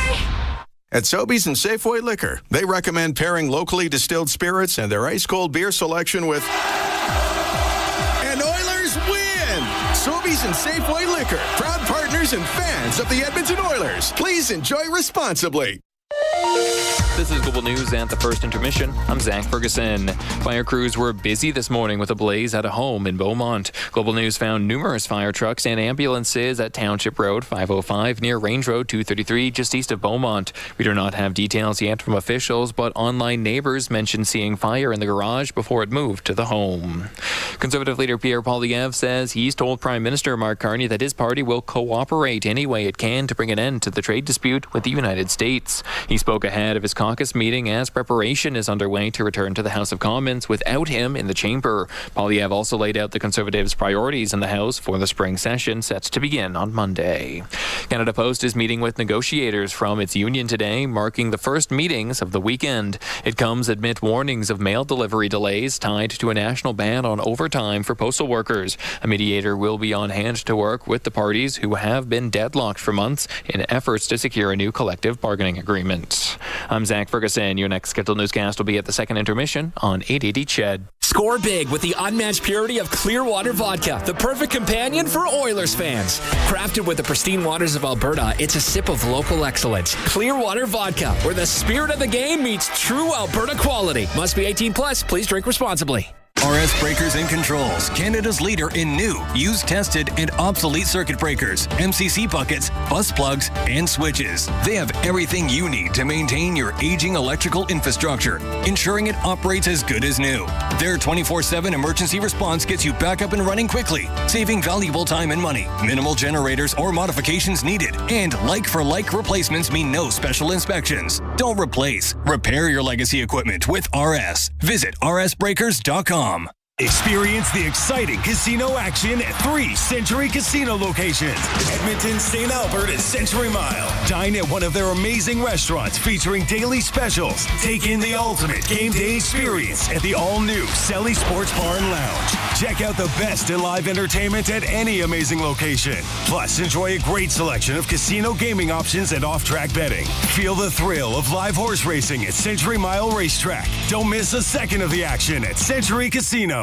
Score big with the unmatched purity of Clearwater Vodka, the perfect companion for Oilers fans. Crafted with the pristine waters of Alberta, it's a sip of local excellence. Clearwater Vodka, where the spirit of the game meets true Alberta quality. Must be 18 plus. Please drink responsibly. At the intermission, brought to you by Hand of the Roll Flooring Centers. Let's get flooring. Time now for the out-of-town scoreboard, brought to you by Pizza 73, the official pizza of the Edmonton Oilers. It is Memorial Cup Sunday out in Rimouski. The host Oceanic, coming off of a loss to the Medicine Hat Tigers, will take on the London Knights, who got 2 goals from Oilers prospect Sam O'Reilly in a 3-2 overtime victory over Gardner McDougall's Moncton Wildcats yesterday. So the Knights get the back-to-back set. Oceanic come in a little more rested. Puck will drop in that one at 6 o'clock local. So what does that make it? About 4 o'clock our time, a couple hours from now. Otherwise, the Eastern Conference Final is... it belongs to the Florida Panthers, okay? They've got a 3-0 lead. It was another monstrous victory, 6-2. They beat them in Game 3 last night at home. So that is the out-of-town scoreboard. Actually, I can give you one quick peek at the Toronto Blue Jays scoreline as well. They're in action. Oh, I wish I hadn't. They're down 13-0 to the Tampa Bay Rays on the road. That's the out-of-town scoreboard, brought to you by Pizza 73, the official pizza of the Edmonton Oilers. Jack and Bob right around the corner. We've got second period action coming up next. This is At the Intermission, brought to you by End of the Roll Flooring Centers. Let's get flooring. This is Ford Dealers NHL Hockey on the Oilers Radio Network. Hey, Edmonton. Ever think about who gets your hard-earned money when you buy groceries or gas? For all you know, it could be buying a second yacht or private jet. But at Co-op, they put it right back into the community. That's because they're owned by 120,000 everyday Edmontonians, not a corporation. Feel good about where your money goes when you shop Co-op. Visit in-store for details. Did you know that there are 9 Napa Auto Parts stores serving the greater Edmonton area and have been doing so for more than 50 years? Since Napa first opened in Edmonton, the community has grown and vehicles have changed, but you can always trust Napa Auto Parts to provide you with the expert know-how and the best vehicle parts. And if that isn't enough, every time you visit a Napa Auto Parts store when you present your AMA card, you receive an additional 10% discount on all retail parts and accessories. Visit your local Napa Auto Parts store for more offers and expert know-how. Napa Auto Parts is a proud fan of the Edmonton Oilers. Hockey season is back. And so are the deals at Boston Pizza. Cheer on your team while ordering off their game day menu, or come in and see what great promotions they have going on. At Boston Pizza, they always have something craveable for you to enjoy. Boston Pizza, proud partner of the Edmonton Oilers. Cheers to a great hockey season. All games, all season. You're listening to the Oilers Radio Network. The Oiler Kids in Country playoffs 50-50. Kids in Oil Country presented by Rogers in support of Make-A-Wish and the Edmonton Oilers Community Foundation. Current jackpot, $3 million. That means that playoff bonus jackpot is another $2 million outside of that. It's all part of getting your tickets at EdmontonOilers.com/5050. Live from our Legacy Heating and Cooling broadcast booth and alongside Bob Stauffer, I'm Jack Michaels with the start of period 2. Edmonton a 2-0 lead. Bouchard from Nugent Hopkins and Kulak at 14:02. A slap shot from Bouchard and then a give and go. McDavid finishing a pass from Nugent Hopkins 36 seconds later. This is a Dallas power play basically for the first 2 minutes of this second period. Stars send it in, and your Napa Auto Parts penalty kill featuring Bouchard and a drive off the outside of the post by Mikko Rantanen. Bouchard and Wallman on the kill. Rantanen across, and that was deflected by Bouchard. Brown and Janmark round out the penalty killing quartet. Rantanen from Heiskanen. turns and backhands it back toward Heiskanen. High slot, Robertson moves it across. Duchesne, Rantanen. Heiskanen, one-timer, Rantanen, not much on it. Woolman blocked it.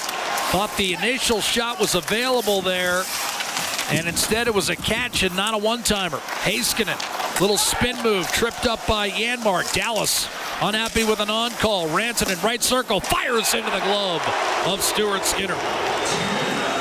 Halfway through the Snap Auto Parts penalty kill, Dallas zipped it around impressively, though, Bob. I thought there was an available one-timer that they did not take, and it cost them. And postage for Mikko Rantanen on an attempt as well. On the one that they did execute to perfection. Calvin Pickard, of course, out with a lower body injury, Jack, and there's a chance we're going to see him at least back up here in the series shortly. But not today. Olivier Rodrigue backing up Stuart Skinner. Rodrigue, one NHL start to his credit in early April against Anaheim. Heiskanen a shot. Slithered wide for the right point off the draw, and then Granlund took his eye off it and allowed Nugent Hopkins to steer it down the right-hand side and out. Half minute to go on the Phantom high stick on Kasperi Kapanen. Mikael Granlund to Tyler Seguin. Ducks inside. Wrist shot and a save made by Skinner. Rebound coming off the glass. Marchment snatched it, put it back behind. Rantanen cut it off. Cycle disrupted. Bouchard a clear past a lunging Jamie Benn. Went off the tip of his stick, fielded by Thomas Harley. Put back in for Seguin, but his cross-seamer is going to be intercepted and cleared by Zach Hyman, who came on for the back end of that penalty kill with Connor McDavid. Power play is over for the Stars, who came in at 33%. A shot off the rush and a save on Harley by Stuart Skinner. The rebound quickly sent up ice for Kasperi Kapanen. He'll dump it in from center. Vasily Podkolzin tried to shovel it in front. Now, interestingly, of course, with David coming on for the last handful of seconds on the PK, he's not out there following the successful kill as he normally would be with Draisaitl. Instead, it's the regular line of Draisaitl, Podkolzin, and Kapanen, who chips it in for Draisaitl. Right circle, tried to center, telegraphed it, and when he opened it up, Robertson negated the pass and cleared back through center. Stars left to right. They're in the white and green. Rantanen to Wyatt Johnston, down low. Robertson takes it hard behind the net. He's looked better today. Shot by Heiskanen, missed glove side on Skinner. Rebound Esa Lindell. Put it back behind. Tapped over to Rantanen. He'll send it over to Heiskanen. To the middle of the ice. Robertson trying to pry his stick free for Lindell. He's got it, takes it to the net. Steal! Couple of chances, point blank, and Stuart Skinner comes up with the goods. And Kapanen clears back inside the Dallas blue line. Skinner's playing. He's locked in right now. Steele shovels it in. Whitewash the Stars on Friday night. And has Edmonton out to a 2-0 lead this afternoon. Beautiful day in the city of Edmonton. And a glove save made on that shot from Colin Blackwell as Steele once again in the crease. And Bob, I have to concur. 5-on-5, this fourth line for Dallas has been effective every time it's been out there. This is the best energy that the Stars have played with. They've been good. And it starts with the fourth line for me. Yep. And Kulak talked about it. Brett Kulak at the end of the first period with Aiden Gannam, that the Oilers needed to have a push. Now, obviously being shorthanded, giving Dallas an advantage for the first 2 minutes. And if I'm Chris Knobloch, I get Connor McDavid's line on the ice here, along with Nugent Hopkins and Hyman shortly. They're getting solid play from Stuart Skinner. It's the third time in Oilers history that two goaltenders have gotten at least 3 wins in a playoff run. 2006, when Dwayne Rollison and UC Markkanen combined for 15. And then in 84, when Grant Fuhrer had 11 and Andy Moog posted 4 wins as Edmonton surged to its first Stanley Cup. Well, that's because Grant Fuhrer got run in the Stanley Cup final by the Islanders.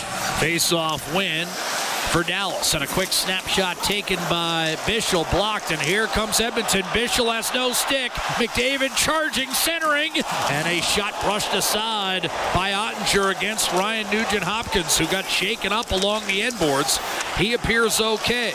Duchesne will give it up. Marchment, a wrist shot. That was blocked. Rebound kept alive, and Skinner, a tricky save on Tyler Seguin. Had to come above the blue paint to make the stop. Meanwhile, back at the other end, Bob, I was surprised. McDavid with Bischel no stick.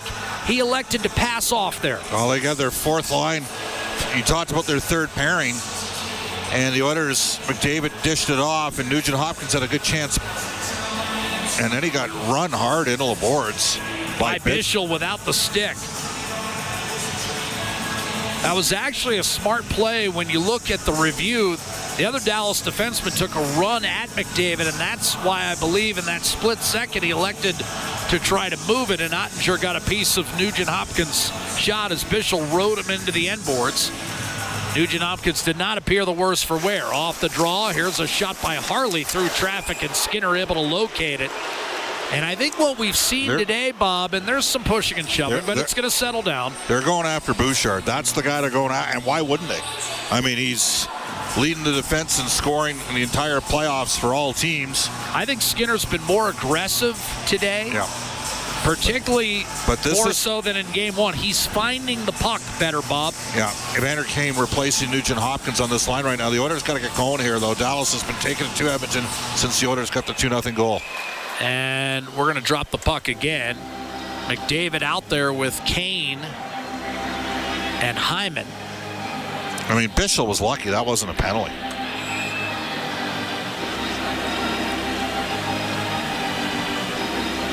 McDavid beaten off the face-off by Rantanen. Dallas with the puck, a chip down low. Skinner hugging that far post, makes a save. McDavid had it stripped by Rantanen. Kept alive for the moment, left point, but a block shot up top. And here comes Zach Hyman barreling down toward the slot, and Cody Ceci went belly down to knock it off his stick. McDavid in the left corner twisted it back to the point, but Kulak was late getting there, and Rantanen sets Granlund free. Kulak defends him well, but Robertson's centering pass to Rantanen was broken up by McDavid. Briefly tapped off his stick by Rantanen, and now McDavid across to Evander Kane. His shot elevated up and out of play by Harley with 15-17 remaining in the second period. And the Stars, as Bob mentioned, have come out and outshot the Edmonton Oilers by a count of 9-1 to open this second period inside of 5 minutes. And, of course, the Oilers had to kill the first two. Now, Edmonton has had two odd-man breaks, and that's converted neither. Yeah. Good play by Ceci, rushing back to knock it off of Hyman's stick. And then Evander Kane could not thread it through the stick of Thomas Harley. Face-off win for Wyatt Johnson to the right of Ottinger against Draisaitl. The puck flipped up the middle. Draisaitl locating Frederick. Off the right-hand side, Corey Perry. Sharp angle shot. Clipped the left shoulder of Ottinger and sailed out of play. Love it. 5 minutes gone by in the second. Nothing wrong with taking a shot from there, just making him work a little bit. Sometimes you bank those in off the ear hole.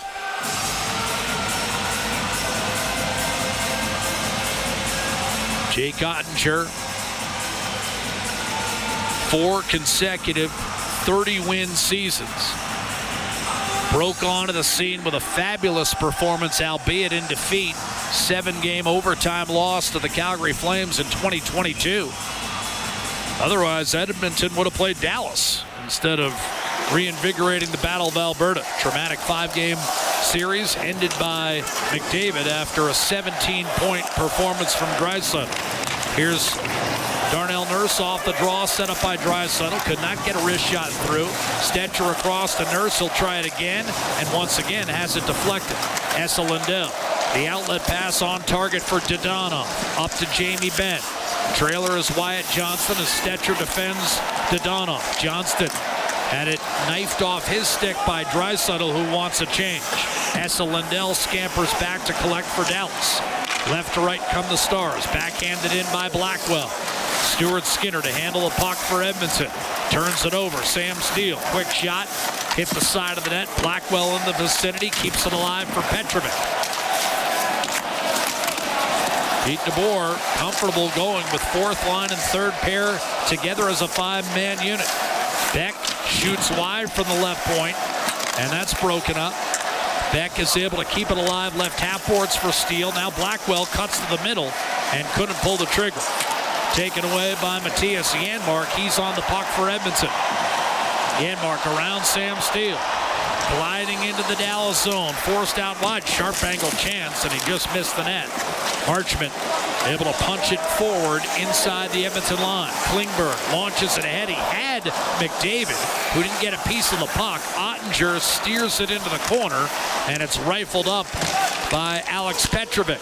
Marchment, well played by Bouchard. Took away his space, but Duchesne jumped into a seam and came up with a puck. Lindell held it in. Shot sailed wide. Rebound Heiskanen. Could not take it off the end boards and get it on net. Nugent Hopkins up ice with Hyman. He'll gain the line. Give it to Zach Hyman, who assisted on the second Edmonton goal. Here, he twirls it around the boards, but Heiskanen first on the puck for Dallas. Telegraphed the pass. Bouchard the steal. The dish, the fake, the shot, tipped out of play. Bouchard looked off one man, but eventually his wrist shot deflected harmlessly into the mesh by Miro Heiskanen. 12:54 remaining in the second period.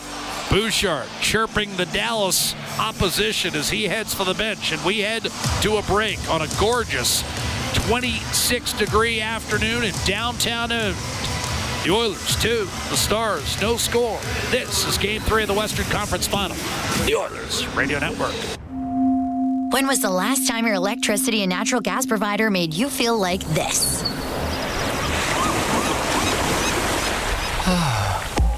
Low rates, no strings attached, year-round perks, and local energy experts who always have your back with Encore by Epcor. Find that carefree energy feeling at encore.epcor.com/carefree. Customers are free to purchase natural gas or electricity services from a retailer of their choice. For a list of retailers, visit ucahelps.alberta.ca or call 310-4822 toll-free.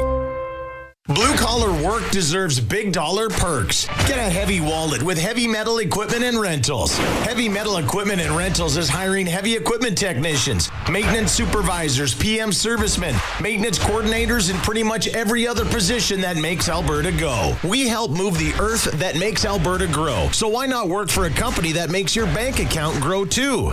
Visit heavymetalequipment.ca to find your new career. Heavy Metal Equipment and Rentals, helping you move the earth. If you've got educational goals, Portage College is ready to provide the assist. Portage College has over 30 programs, with some offered through blended delivery or entirely online. At Portage College, certificates, diplomas, apprenticeships, degree pathways, and micro-credentials are all within your reach. And just like any good team, it feels more like a family. With their small class sizes, you'll feel right at home in no time. To learn more about Portage College, visit portagecollege.ca. Portage College. It's about you. Listen on air, online, and on the Radio Player Canada app. This is the Oilers Radio Network. 2-0 hockey game for Edmonton. It's Game 3 of the West Final, live from Edmonton, Alberta. The Oilers have won 8 of their last 10 playoff games at home. Dallas is 2-4 on the road in the postseason and did not score in its last 2 road games of its previous series against Winnipeg. Nurse's shot from the left point off an Oiler zone faceoff, blocked. Rantanen needs a new stick, picks it up on the fly as Dallas slashes it in deep.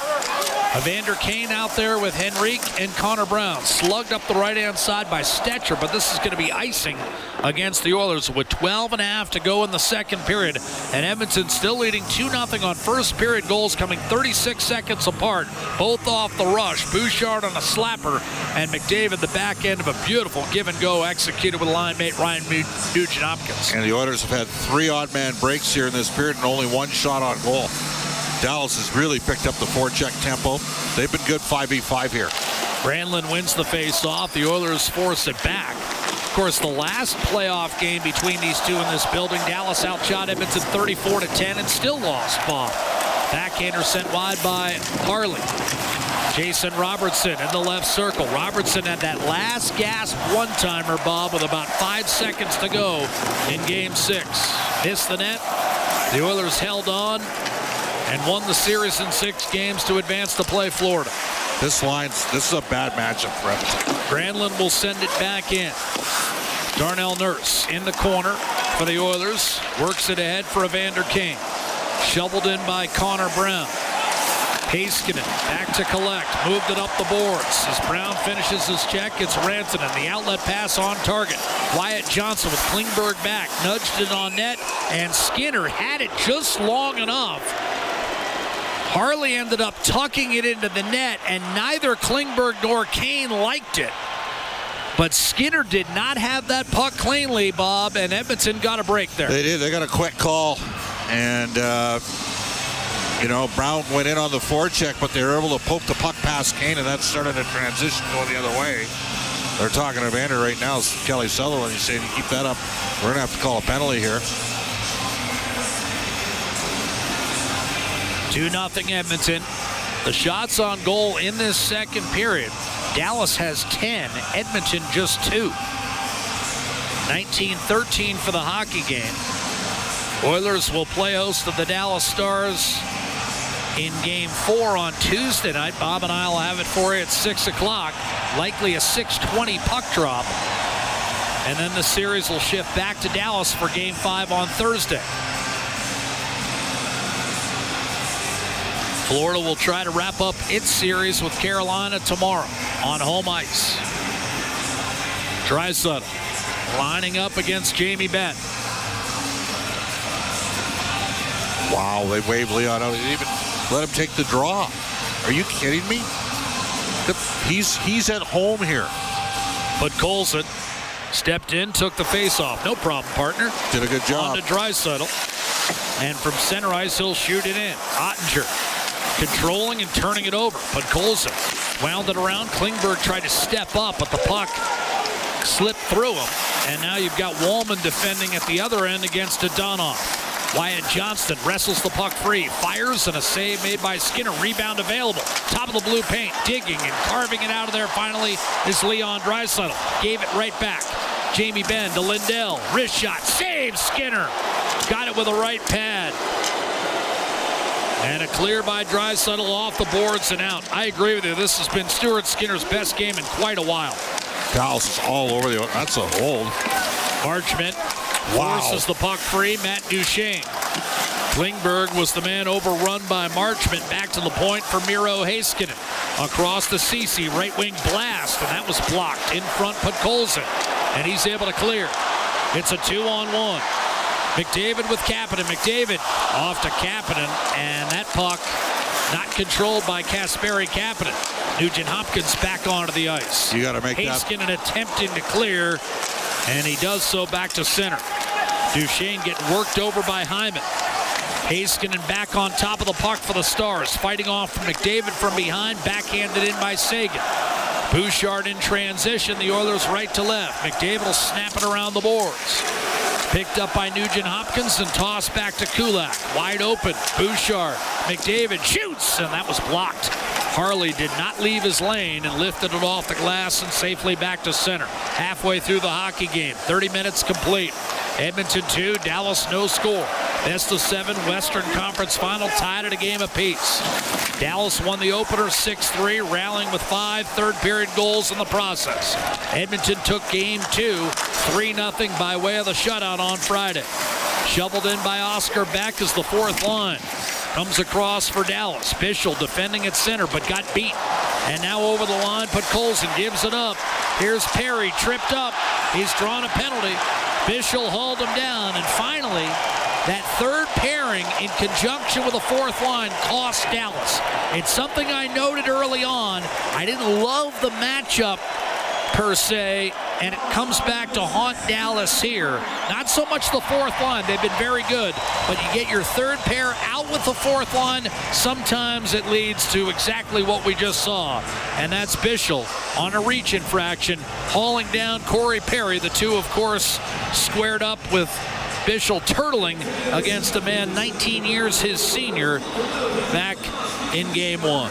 2-0 Edmonton. Oiler power play on deck. We're live from Rogers Place, downtown Edmonton. Game 3 of the Western Conference Final. The Oilers Radio Network. Chemco is more than just a trusted local name. Chemco has been building industry across Canada for more than 60 years. From engineering through to commissioning, construction, maintenance, and beyond, Chemco's multidiscipline approach stands firmly on the belief that Chemco cares. It's not just what they do, it's how they they do it. Visit Chemco.com and discover how they can support your project today. Chemco, proud fans of the Edmonton Oilers, serving and supporting communities across Canada for over 60 years. Real Canadian Superstore has more ways to save than any other major grocer. Check out their weekly flyer for PC Optimum offers, deals on club size, no name, and always low-priced everyday items. Visit in-store to find everything from fashion and home decor to toys and electronics. And don't forget their new Fresh Promise on produce. If your produce isn't fresh, they'll replace it and refund it. There are so many ways to save at Real Canadian Superstore. See their flyer for details. The Edmonton Oilers Community Foundation 50-50, presented by Rogers, is back and bigger than ever. The largest 50-50 in sports offers early bird draws, bonus raffles, and a main jackpot, which is growing by the second. With over $100 million invested across oil country, your support directly helps kids, families, and communities in need. Maybe you'll be our next winner. Get your tickets right now at EdmontonOilers.com and help make oil country a better place. AGLC license number 696879. All games, all season. You're listening to the Oilers Radio Network. Stuart Skinner has kept Edmonton's 2-0 second period lead intact, and now his power play will try to extend. 6 for 10 on the power play in the postseason at home, but off the draw. And this is where Dallas has done a solid job thus far in the first couple games of this series, and that's on the draw against Leon Draisaitl. On the power play, here's McDavid racing in right-hand side. Oilers 1 for 5 in game 2. Nugent Hopkins shovels it back to Connor McDavid. 2 for 8 in the series. Edmonton on the man advantage. A steal, and that's pitchforked out by Steele. Race for the puck. Skinner did not come out and play it and had to deal with a one-handed jab by Blackwell, which he handled routinely. 13 second period saves for Stuart Skinner. McDavid working his way in. Nugent Hopkins, Perry, Draisaitl, and Bouchard round out the Atco Energy power play unit. Draisaitl just one power play goal in the playoffs. McDavid up to Bouchard. These are the two goal scorers today for Edmonton. McDavid and Bouchard. 36 seconds apart in the first period, both at even strength. Draisaitl right circle, down low to Nugent Hopkins. Had trouble with the pass, got it back to Draisaitl. Nugent Hopkins from beneath the goal line. Draisaitl showing one-timer, but not taking it. Bouchard to the high slot, broken up, intended for Nugent Hopkins. Cody Ceci up the right-hand side. Wyatt Johnston short-handed. Ceci heading for the net, but Johnston conservatively just puts it behind the Oiler goal. And now Draisaitl with Hyman coming on to replace Perry. McDavid to Draisaitl. Jake Wollman standing close by, and a very late tripping call on Sam Steele. They almost didn't pull the trigger on that one, Bob. Yep. But now Steele will go to the box at 12:18, and it's back-to-back power plays for Edmonton and 18 seconds of 5-on-3. Well, they didn't score in the 5-on-3 on Friday night. That was 20 seconds. This will be 18. Now, Steele's their best face-off man. He's at 55%. He's not. The Oilers are trying to buy some extra time here. Got to get a face-off win. Got to attack the net. Create some chaos. Steele knew it. Frustrated. Edmonton trying to buy some time here. This is a little gamesmanship from the Oilers. A little extra lingering at the bench. And they're going to send out Adam Henrique as part of this power play unit. Henrique, Draisaitl, McDavid. They got 6 guys on the ice. Yeah, there's some confusion. And now Henrique will be called off. Evander Kane is going to get the call with Zach Hyman. So no Nugent Hopkins. Evander Kane instead. McDavid, Draisaitl, Hyman, and Bouchard. Face-off again, won by Dallas, this time Colin Blackwell, who's going to race over and make certain of a clear against Bouchard, and that'll do it for the 5-on-3. Colin Blackwell has been very good on the kill for the Stars. Here's McDavid. It's a miscommunication as he tried to find Kane, and that leads to an icing call against Edmonton, meaning that Bischel will be able to take his time getting out of the box because the face-off comes all the way back into the Edmonton zone, just 2 seconds left, and Dallas, at the very least, will get a fourth skater out there. Jack, Dallas, since the Oilers scored the 2 goals in 36 seconds, They're doing things that help you work your way back into a game. They've outshot Edmonton. They've outchanced Edmonton. They're winning draws when the Oilers are on the power play. See what Bischel does here. Blackwell is able to win the faceoff, but McDavid anticipated where it was going, jumped up, made the play to Kane, a shot, and a glove save made by Jake Ottinger. Bischel skated straight ahead to change rather than potentially come out and help seal off Evander Kane. That was curious, Bob. Kane was coming down the left wing. Bischel stepped out right alongside him and skated straight for the bench, allowing Kane to get the shot off. If Ottinger doesn't make that save, Dallas would look back on that decision. So second power play unit on the ice here with a minute and a half left. Face-off win for Johnson against Adam Henrique and floated back the other way.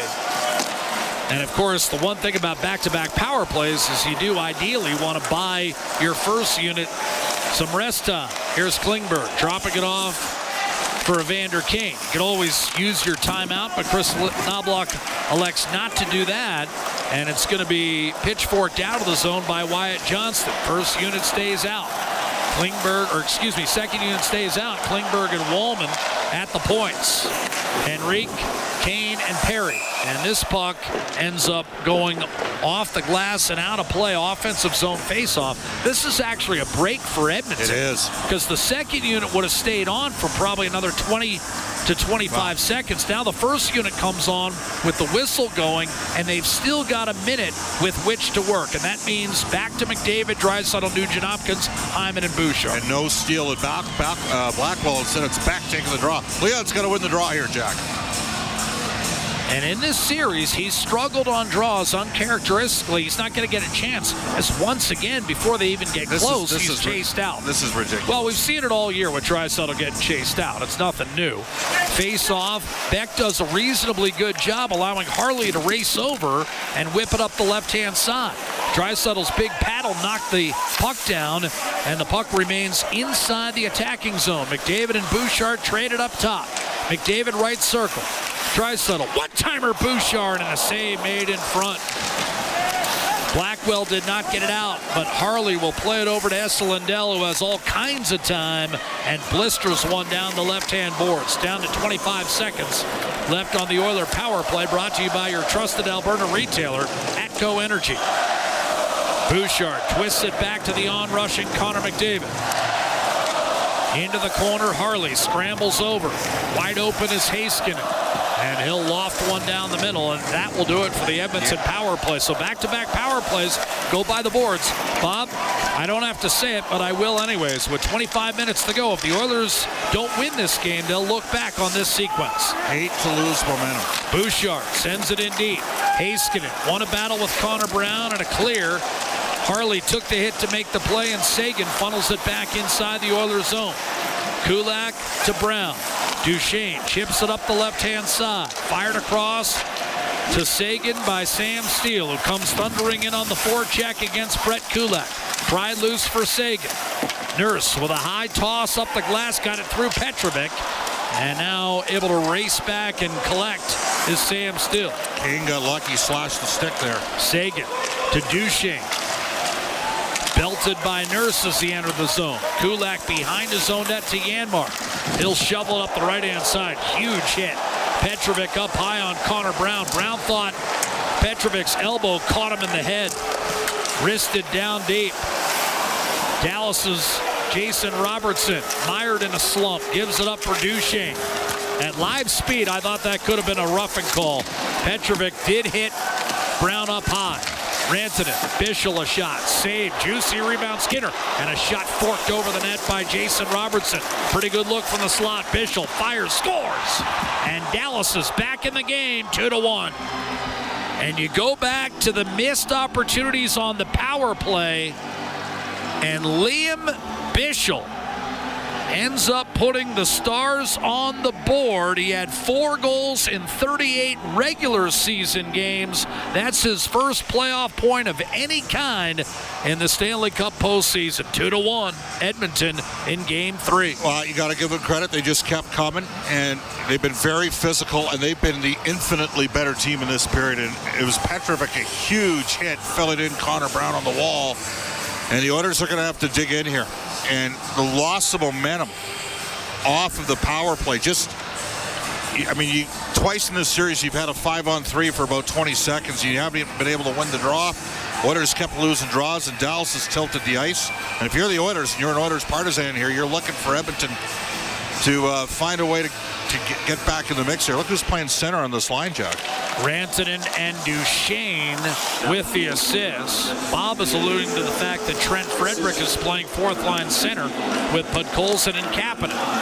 Chipped ahead by Jamie Benn. Wyatt Johnston will track it down against Frederick. Up top, wrist shot deflected away from Stuart Skinner. So 5-on-5, Edmonton so dominant in the first two games, but Dallas has come back with a credible performance here in Game 3.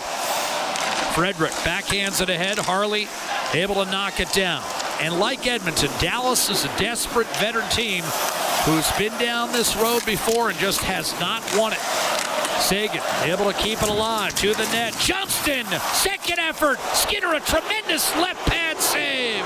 And the rebound cleared up the right-hand side. Skinner has been the difference, Bob, in this second period.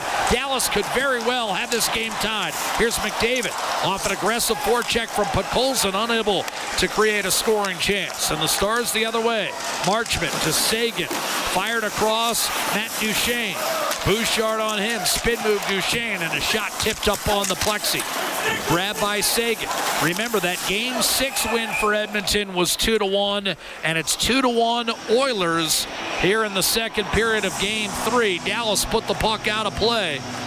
Despite being thoroughly outplayed in the second period, the Oilers nevertheless have a one-goal lead. The shots in this second period for Dallas, 17-4. Skinner has made 16 stops. The last one a beauty on Wyatt Johnston. And it's still a 2-1 advantage for Edmonton in Game 3 of the West Final. The Oilers Radio Network. Play Alberta has hundreds of casino games right at your fingertips. Join thousands discovering why Fortune Coin is one of Alberta's most popular games. Fill your reels with golden coins. Multiply your prizes up to 6 times and turn good spins into legendary ones. Land the Fortune Coin symbol to win cash. Trigger the jackpot. Launch the free spins bonus and watch as the dragon takes over your screen.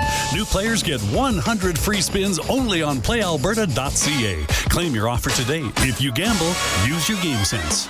Hey, Paul Brandt here. Big skies, rugged landscapes. Now that's Alberta in a nutshell. And if you're looking for an SUV that can keep up with this place, check out the Ford Bronco. Built for those who crave adventure with serious off-road capability and style to spare. Whether you're hitting the mountain trails or exploring the back roads, it's the perfect ride for those who want to experience everything this province has to offer. The Ford Bronco. Adventure awaits at your Alberta Ford dealer. And tell them PB sent you. Rogers is Canada's largest and most reliable 5G network. We're made for Oilers fans. You can stream Leon scoring in Leduc. Watch Tide tie things up in Tofield. Unbelievable! Or check out Connor doing Connor things in Kalmar. And even watch Stewart steal the show while you're in Sedalia. Try saying that 3 times fast. Rogers, proud partner and fan of your Edmonton Oilers. Listen on air, online, and on the Radio Player Canada app. This is the Oilers Radio Network. Draisaitl, Janmark, and Kane out for Edmonton in a 2-1 game. The Dallas Stars, Liam Bichsel scoring just a few minutes ago to pull the visitors within 1. Evander Kane up the gut looking for Draisaitl. Harley defending. Forced free by Heiskanen. Did not get it out of the zone. Weird bounce to Janmark, and now no stick for Harley. Advantage Edmonton here. Kane wrapped up down low with Mikko Rantanen. Janmark swallowed up by Harley, now with a stick. And it's eventually rifled down the middle. That will allow the Stars to get fresh lumber. Granlund has given his stick to Harley. Now he's got one of his own as Harley defending against Matthias Janmark. Bumped up the right-hand side. You've got Jamie Benn flipping it in deep. Tracked down by John Klingberg. And he'll work his way through the neutral zone to the net with a wrist shot and a save made by Jake Ottinger. Of course, Klingberg so instrumental right here in Edmonton on the Stars' run to the Stanley Cup Final back in 2020. And Bob, as it turned out, that was the peak of his Dallas career, a slew of injuries. And you and I have been really pleased with his second indoctrination as an Oiler. Yeah. He's been much better in the postseason than he was in the regular season. There's no question about that. You know, Jack, 2-0 game. The Oilers had 4 odd-man breaks and only hit the net with 1 shot and missed some glorious opportunities to gain a little bit of separation. Now Dallas right back in it, and it started with a poor power play from Edmonton. Back-to-back, basically 4 minutes to work with. Couldn't capitalize. Ben won the faceoff, but Dallas didn't get it out. Here's McDavid darting behind the net, and now spinning left point. Hyman and Perry. It's a total mishmash as Chris Knobloch has shaken up all 4 lines, having seen his team outplayed at 5-on-5 today. Wyatt Johnston backhands it safely back into the Edmonton zone.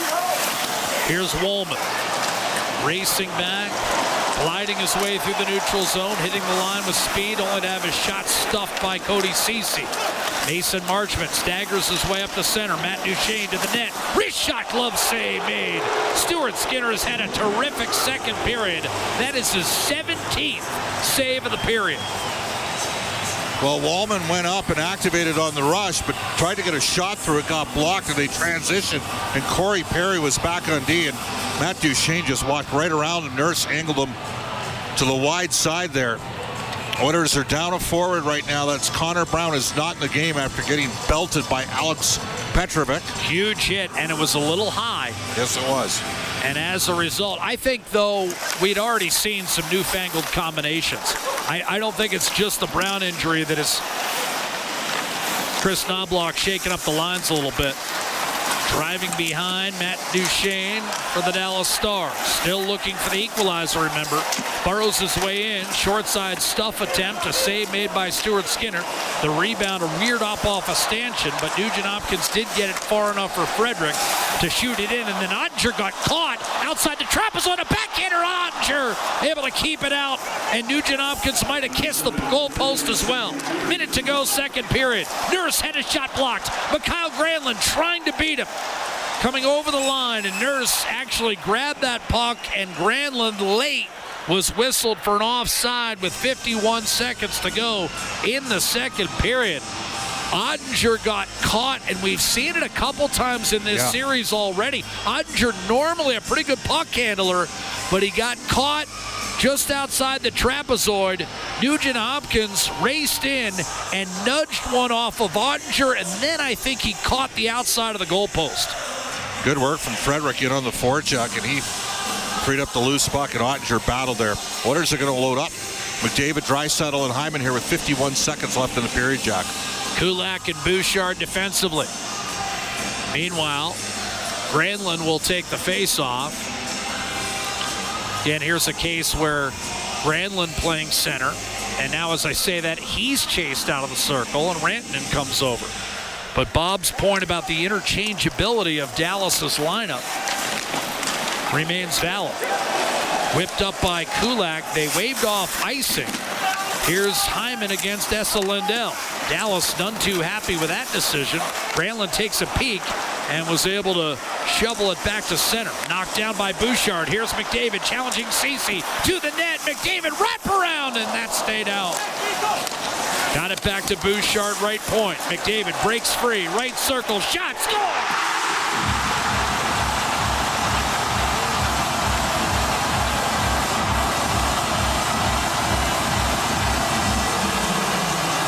The world's best player, and right now maybe the best player defenseman in the NHL in the playoffs. Evan Bouchard combining again. Bouchard with a real subtle play at the wall. He kept it in, he flicks it down low, but David keeps it alive, drifts it on net, and that's what Jake Ottinger, it picked up something on the way, but McDavid with the presence of mind to fire it on goal, high blocker side on Ottinger. Second of the game, fifth of the playoffs for Connor McDavid. And all that hard work by Dallas comes undone. A period in which they've outshot Edmonton by a resounding total of 20-6, and the Oilers were able to saw it off with McDavid second of the game late. He's now the leading scorer in the Stanley Cup playoffs. A shot by Bouchard and a rebound pumped wide by Kane. Up the left-hand side, Oscar Beck looking, nudging it free for Sam Steele. Final 2 seconds, shot Blackwell at the horn, held by Skinner, who was the difference in that period. Stuart Skinner officially credited with 20 second period saves, and despite a complete runaway on the shot clock, the Oilers end up where they were at the end of the first period. And Bob, we talked about it. Were the Stars going to be discouraged, trailing 2-0 after a pretty decent period 5-on-5? I'd ask you the same question after that frame. You look up on the scoreboard, you feel like you're dominating, and you're no closer. Dallas has played as well as they probably can, especially when you factor in the significance, the absence of Rope. Hence, Jack, I'm going to throw one thing at you. It was 3-1 in game number 1. The Oilers were shorthanded to start the period, and Dallas flipped the script. The Oilers need to stay out of the box here, not gift Dallas anything. The Stars are good enough that they don't need a power play to try to work their way back into the game. But I do agree it has to be a little bit disheartening. Sometimes we talk about things that help you win games. Quick goals back-to-back help you win games. Goals late in periods help you win games. Dallas had all that territorial domination, but Stuart Skinner's given the Oilers a rock-solid start. Connor McDavid's got a pair. Bouchard's got a couple points. So does Nugent Hopkins. Edmonton's down a body with Brown. I wonder whether or not it's just a byproduct that he got pulled off for a little of evaluation here. But the Oilers with significant work to do. Dallas on pace right now, Jack, for 45 shots on goal. Yeah, I'm trying to remember the last game that jumps out at me where Stuart Skinner has played this well. And I realize he's coming off back-to-back shutouts. But Stuart Skinner, for me, in this game, looks like the Stuart Skinner that we saw in the first half of the season. I'm honestly suggesting, and obviously he missed time. He missed about 6 weeks with a concussion. But I would say this is his best game since December, right off the top of my head. Fair comment. I mean, he has been terrific and finishes that second period with 20 saves. And Connor McDavid, as Bob talked about, McDavid now leads the league in scoring with 22 points in the postseason, 1 ahead of Rantanen and 2 ahead of Leon Draisaitl. But Evan Bouchard, it must be stated, he's got back-to-back multi-point games. He's got 17 points himself in the postseason, and he has been the guy over the last 4 postseasons, along with Cale Makar. That's heady company because it's Makar, Bouchard, and no one else is even close in terms of offensive production in the Stanley Cup playoffs since 2022. But bottom line, back in the present, it's an Edmonton 3-1 lead with 20 minutes to go as the Oilers look to hold serve at home and take a 2-1 lead in the Western Conference Finals. Straight ahead, we'll have Brendan Escott and Rob Brown. We're live on a Sunday matinee, beautiful outside and raucous inside as the Oilers and Stars tangle in the Stanley Cup playoffs on the Oilers Radio Network.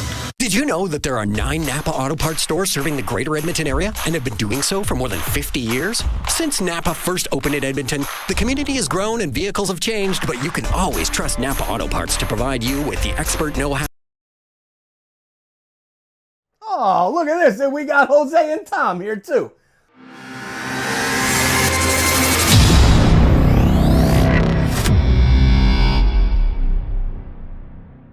Thank you for hanging out with us this afternoon for our Playoff Pulse campaign this evening, whatever time it is where you're watching from. We appreciate you being here. Now's the time of the show. Please check the link that's pinned in the chat as well as in the description. That's going to take you to our homepage at SickKids Hospital in Toronto, where you can add your donation to our Playoff Pulse campaign or share that link out and politely ask people to help you raise money for SickKids Hospital with Toronto Sports Insider and TSI Tom. You got anything to say there before you go to school, Tom? Well, like and subscribe. Yeah. Thank you for being here. We'll see you back in the chat. Thank you for making a difference with SickKids Hospital in Toronto. Every single one of you. Much appreciated. Cheers, insiders and sports fans from around the world. The Playoff Pulse campaign on Toronto Sports Insider is uniting fans worldwide through the thrill of NHL and NBA playoffs. Every game, every fan, every moment counts.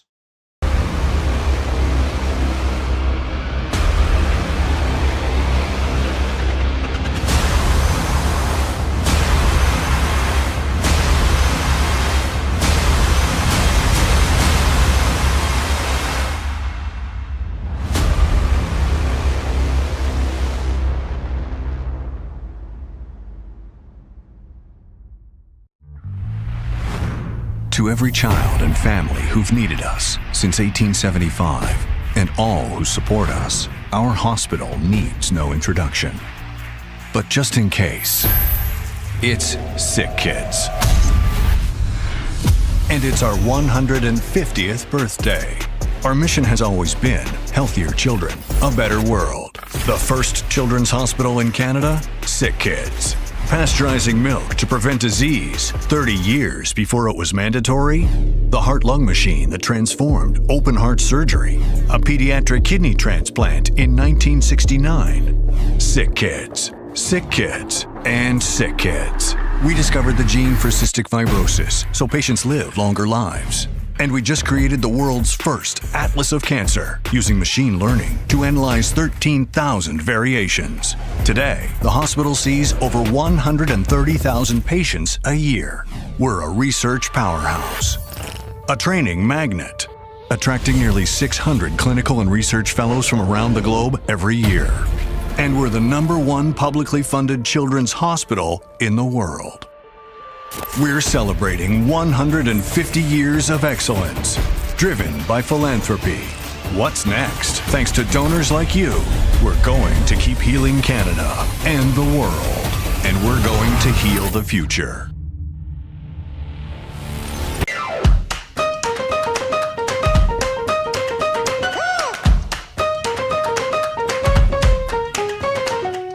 Thank you, thank you, thank you. Thank you so much. Thank you. Thank you. Thank you from the bottom of my heart. I want to thank you. Thank you for supporting the kids. Cut. Thank you for helping us save kids' lives. Thank you. Thank you so much. Thank you for being. Thank you.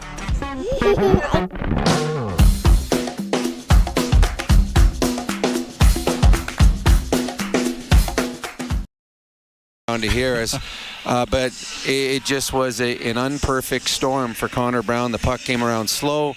He's looking back as he comes up. Petrovic comes in and he hit him as hard as you can hit a man. And Connor Brown, give him credit. He got up and finished the shift in his own end. I don't know if that was a spotter that pulled Brown from the lineup or if that was Connor Brown needing to find his senses in the dressing room, but he didn't finish the period. We'll wait to see if he comes out for the third. But a huge hit for Dallas in a period that they had all the momentum, and unfortunately for them, weren't able to somehow find a way to get a little bit closer in this game. What I think is telling of this group's maturity, and we're saying a lot about how mature this group is, but there was no initial reaction to that. There may be a follow-up at some point in this game if it ever gets there, but there wasn't anything that was going to take Edmonton out of this game as a reaction to that hit. Well, but to me it was a clean hit, so you don't react. You're in the Stanley Cup playoffs. Sometimes you got to take hits to make plays. You react, you take a penalty, and all of a sudden Dallas scores, so that's just silly. It is a long road to win a Stanley Cup. There's a lot of bumps and bruises, and sometimes you get knocked on your butt.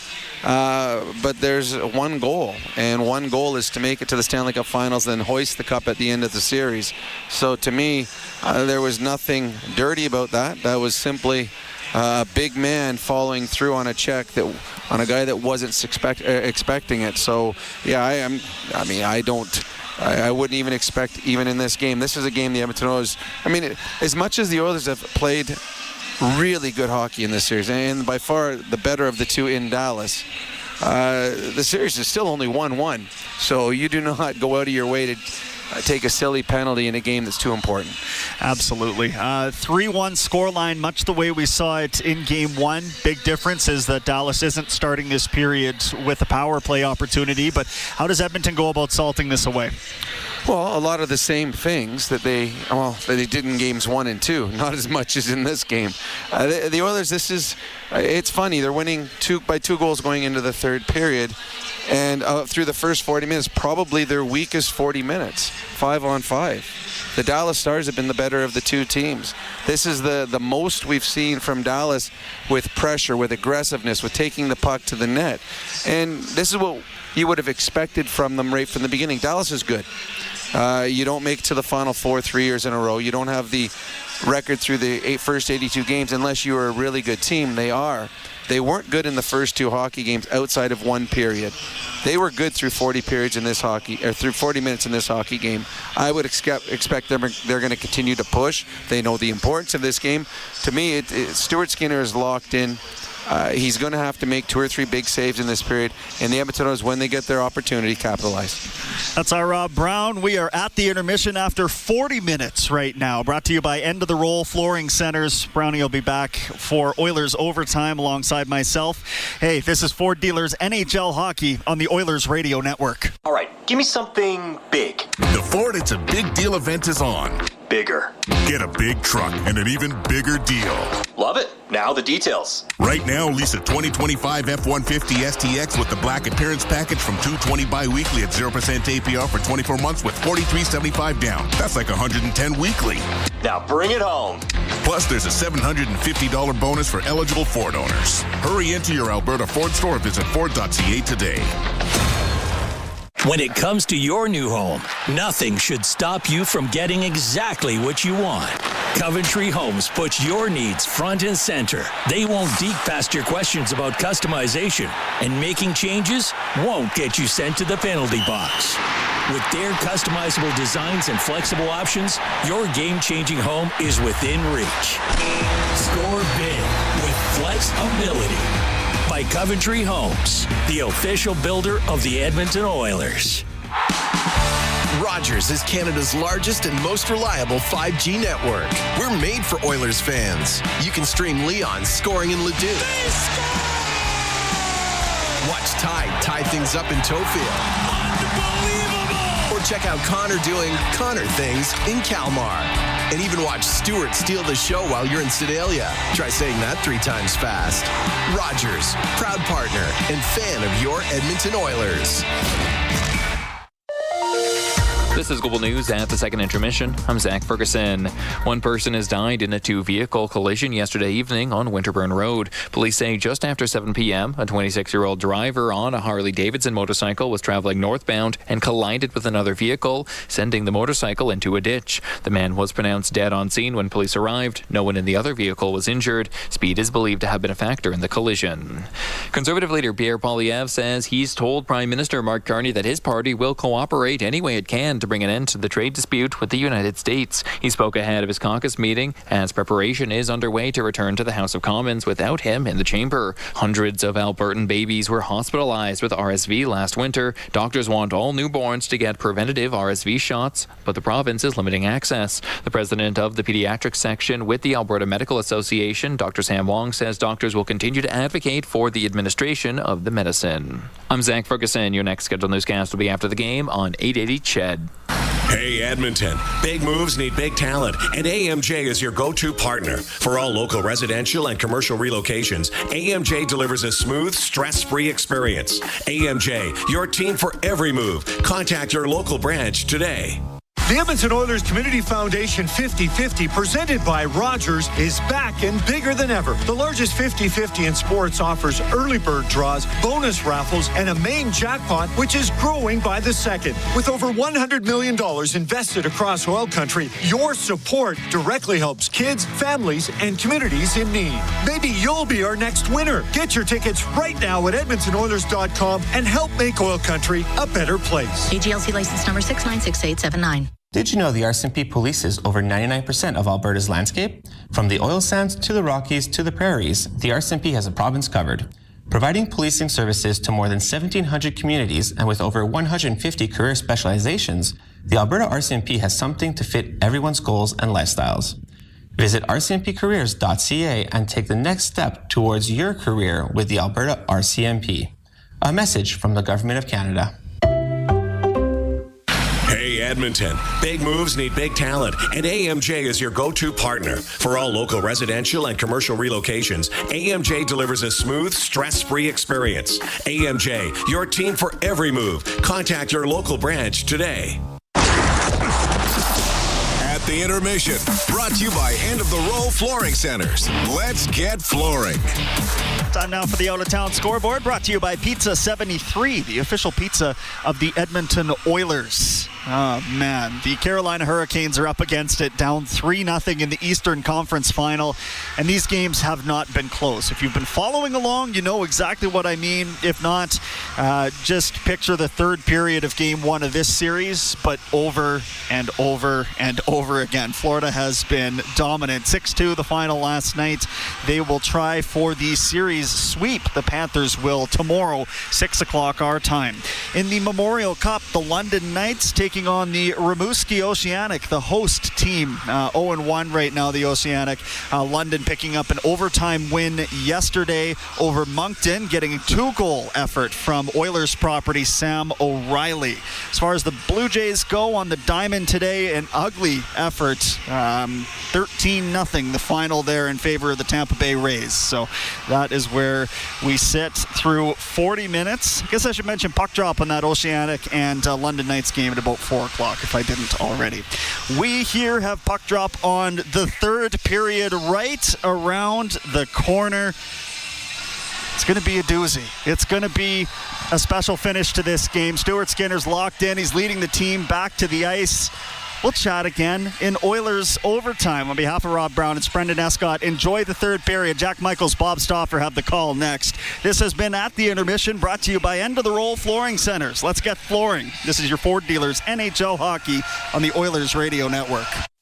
Pizza 73, the official pizza of your Edmonton Oilers. Loyal to the oil, in Edmonton we trust. Rising to the top like a pizza crust. Got the flavors to play, yeah. Cooking on ice. Hunger happens, gotta score a slice. Let's go Oilers, E-Town unite. Ice District to Jasper, downtown to White. Wearing orange and blue, game on the stream. Make the right call, Pizza 73. Let's go Oilers. 737373, Pizza 73. The same AI-powered technology that helps Oilers fans move through security efficiently at Rogers Place is also available for Edmonton area schools, hospitals, and workplaces. Evolve Technology, proud partner of the Edmonton Oilers and official security screening partner of Rogers Place, helps identify potential threats and create safe experiences at hockey games and wherever people gather. Visit Rogers Place to experience Evolve live or check out evolve.com for more information. That's evolv.com. Get ready to live sky high. Sky Signature Suites offers remarkable units for rent featuring sophisticated floor plans, designer finishes, and breathtaking views.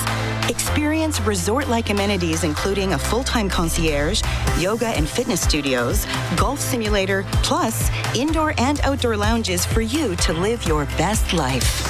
Visit skysignaturesuites.com and make your home high above the ordinary. All games, all season. You're listening to the Oilers Radio Network. 3-1 hockey game for the Edmonton Oilers, who get Connor McDavid second of the night, 18 and a half seconds before the break. Bouchard with a goal and an assist today. Nugent Hopkins, 2 apples. And Edmonton, despite being outshot 21-7 in the second period and losing Connor Brown for the remainder of the game now, we're told. He will not return after that high hit from Alex Petrovic at live speed, Bob, and I haven't had the chance to see every possible angle. I did think he caught him. Oh, it was high. I thought it was high, and I thought maybe the elbow got up near the head. But nevertheless, McDavid wins the opening faceoff, and we're underway in the third period. McDavid out there with Draisaitl and Perry, so that's back to a look that we last saw in the Vegas series. Moving in right-hand side, Haskin in a centering pass, broken up, and McDavid will move it up for Corey Perry, who swiftly shoots it in from center. Edmonton left to right in this third period. Once again, Draisaitl to McDavid, and he blistered one just over top. Wrap around Perry. Perry. And Perry thought he had scored for just a moment. I think he actually had the inside of the post available to him, and he put it kind of back into Ottinger's body. Jake Ottinger didn't see the puck. No. He had lost sight of the puck on the first McDavid shot, which... Let's see where Perry puts this. See, he did. He had a good foot and a half of the goalpost available to him, but he put it right into his pads.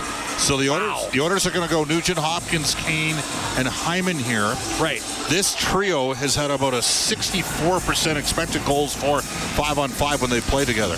And they last played together against Vegas in Game 3 in this building, and that was the game where the Oilers coughed up an early 2-0 lead, Bob, and lost at the buzzer. Haven't played together since. Jamie Benn on an outlet pass will snap it in there from Thomas Harley. Darnell Nurse up the left-hand side. Again, Edmonton down to 11 forwards with the injury to Connor Brown. Chipped in, and Jake Ottinger will send it over to Cody Ceci. Game 4 will be Tuesday night at 6 o'clock right here at Rogers Place. Nugent Hopkins grappling for puck possession. Jamie Benn whirls it up to the Edmonton blue line. Nurse, and now we've got it breaking open. Nugent Hopkins, right circle wrist shot, and that grazed Ottinger and stayed out. Just missed the far post. That was a great shot. Lead pass too far, and Klingberg unable to connect with Kapanen, icing against Edmonton with 1:15 gone by in the third period. I don't mind this shift for another reason, Bob, and it's something you alluded to earlier in this game when Evander Kane was with Adam Henrique. Nugent Hopkins is going, and maybe pairing him with Kane gets Kane going a little bit. The other thing is, Jack, the Oilers 5v5 weren't going in the second period. At all, on all four lines. Nugent Hopkins lining up against Matt Duchene. This, for my money, I know the fourth line has been the energy line. This is, among the three scoring lines, been the most dangerous this afternoon. Kane will lift it behind the Dallas defense. Bischel able to locate over to Alex Petrovic. Right-hand side for Marchment. He'll scoot away from traffic in the form of Henrique. Petrovic to Duchene, and Marchment will bang it back in. Wallman with Marchment crowding him and ultimately nudging that toward the net, allowing Stuart Skinner to pick it up. 1:39 gone by, third period. Stuart Skinner, 30 saves today.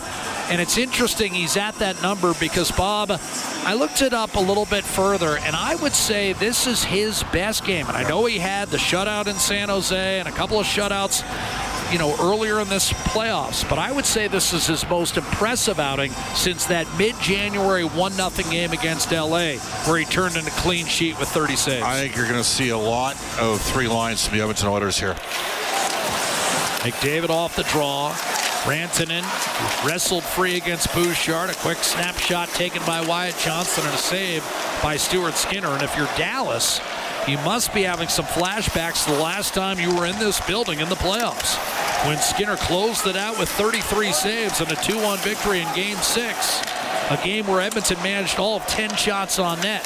Draisaitl let it go through. Perry negated any sort of icing, but Heiskanen able to clear. Rantanen cross seamer to Granlund, and it's tossed in deep. Wyatt Johnson in on the forecheck. Nifty play by Kulak to get it to McDavid. And now Draisaitl has the feet moving as he'll softly send it in for Trent Frederick and peel off on a change. Granlund carved it loose for Cody Ceci and then backhanded it up to Blackwell and guided in by Sam Steele.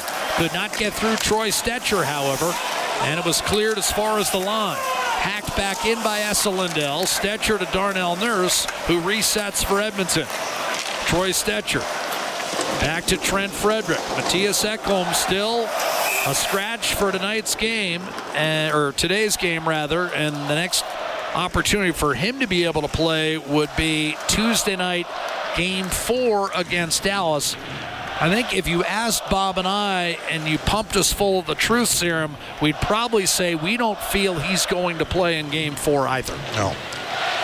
One thing that's going to be interesting for Edmonton here is if Brown's being held out for the rest of the game, if he can't go on Tuesday, the Oilers have a right winger that they signed on free agency day that'd love to get back in. Victor Arvidsson. Yeah.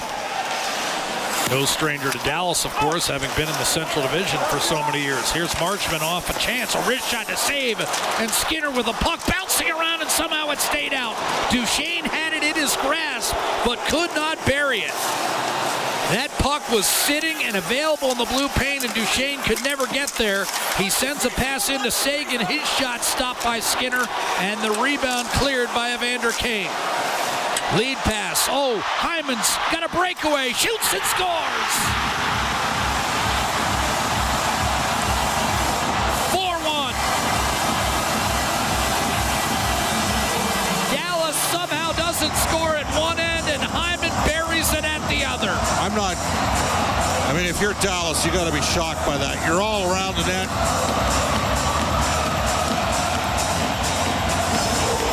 And I believe it was how that puck stayed out. I have no idea. And then Nugent Hopkins with a great stretch pass to Zach Hyman. They're checking to see if it's offside. Dallas got their line on the ice. He's got a playmaker with 3 assists tonight. Ryan Nugent Hopkins has 7 points in this series. 7. And Edmonton on the verge of taking a 2-1 series lead. The Oilers 4, the Stars 1, 16.5 to go. Heiskanen weaves his way in, his shot blocked, and Kasperi Kapanen will bring it to center and dump it in. Back to get it. Jamie Benn up the left-hand side for Wyatt Johnston. Heiskanen hits the line. Dallas has to be thoroughly frustrated at this stage of the game. Shot clock reads 34-19 for the Stars, and yet it's Edmonton with a 3-goal lead. Sometimes the shot clock can be deceiving. It's not this afternoon. Here's to Donov. Centering pass and a shot by Robertson stays out. Dallas would dearly love to get him going. Heiskanen shot from the right point, deflected, out of play. 4 1/4 gone by in the third period. Edmonton leads by a count of 4-1.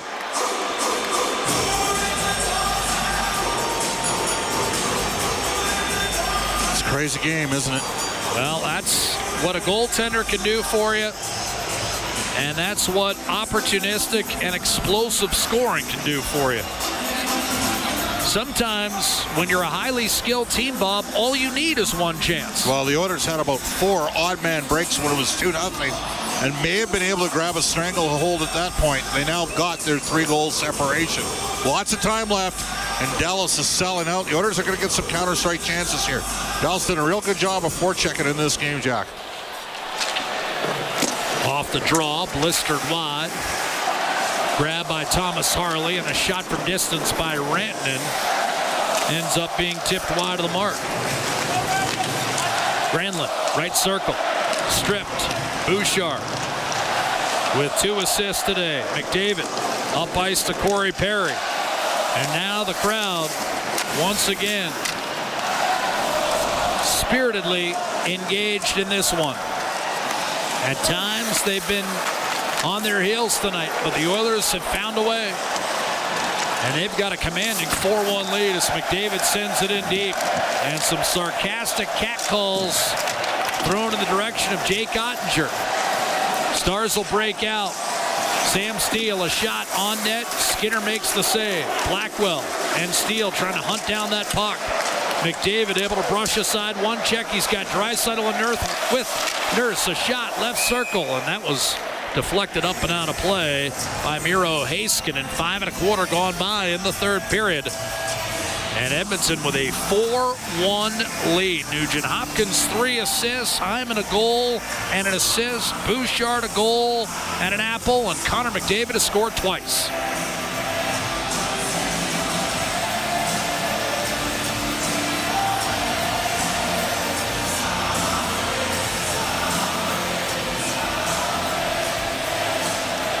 Nugent Hopkins between Kane and Hyman.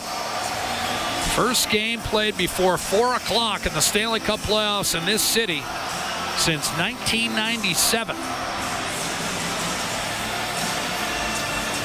Kane digging in. To Ottinger's right, Sagan won the draw. Dallas has won a lot of things well today. but have not capitalized. Stetcher will shovel it back in. They got about 60% of the face-off wins, Jack.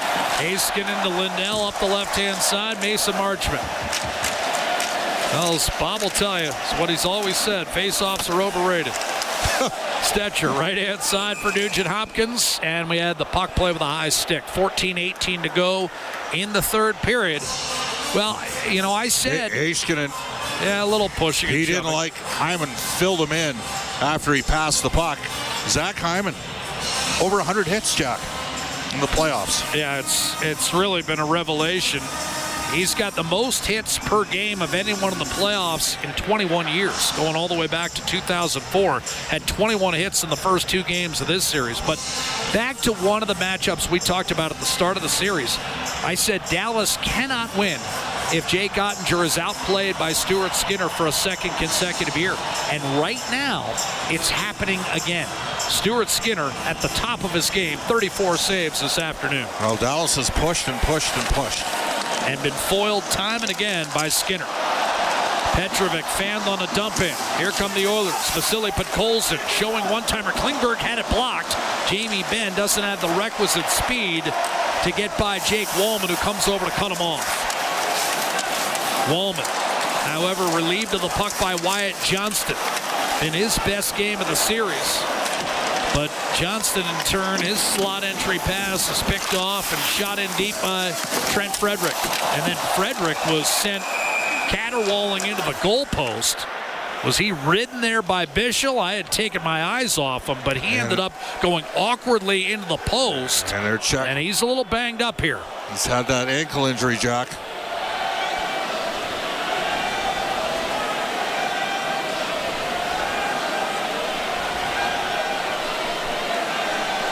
We're going to take a timeout. Frederick is back up. That left leg. Edmonton already having lost Connor Brown. Frederick will skate it off under his own power. We'll return with more live third period play-by-play. It's Game 3 of the Western Conference Final. The Stanley Cup playoffs. Edmonton 4, Dallas 1, with the Oilers poised to take a 2-1 series lead with 4 dealers NHL hockey. The Oilers Radio Network. Get paid to stay with Edmonton's best hotels. Book through edmontonsbesthotels.com and receive up to $225 in gas, meal, or cash cards. There's over 52 hotels to choose from. Edmonton's best hotels. Get paid to stay. Legacy Heating and Cooling Jingle auditions take 1 for Ryan Nugent Hopkins and Zach Hyman. Are you ready, guys? We were born ready. Heck yes, Nuge. Drop the beat. Call Legacy. Call Legacy. We freaking killed it, Nuge. That's what I'm talking about, Zachary Martin Hyman. Nice guys.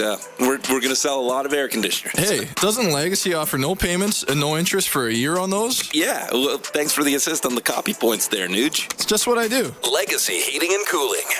Do you have tickets to an upcoming event at Rogers Place that you can't attend? Donate your tickets to the Edmonton Oilers Community Foundation Seats for Kids program, presented by Eagle Builders.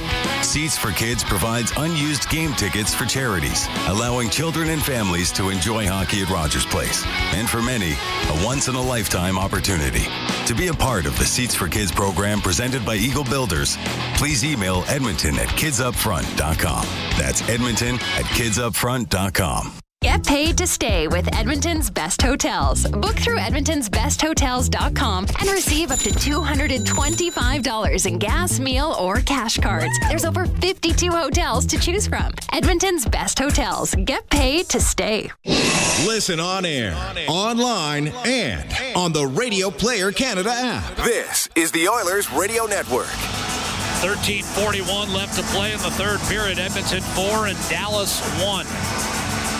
Oilers with 2 in the first, 1 in the second, and 1 here in the third. And their third and fourth goals of the game have come immediately after Dallas flurries, where the Stars come away with nothing and then fall further behind. Draisaitl wins the faceoff.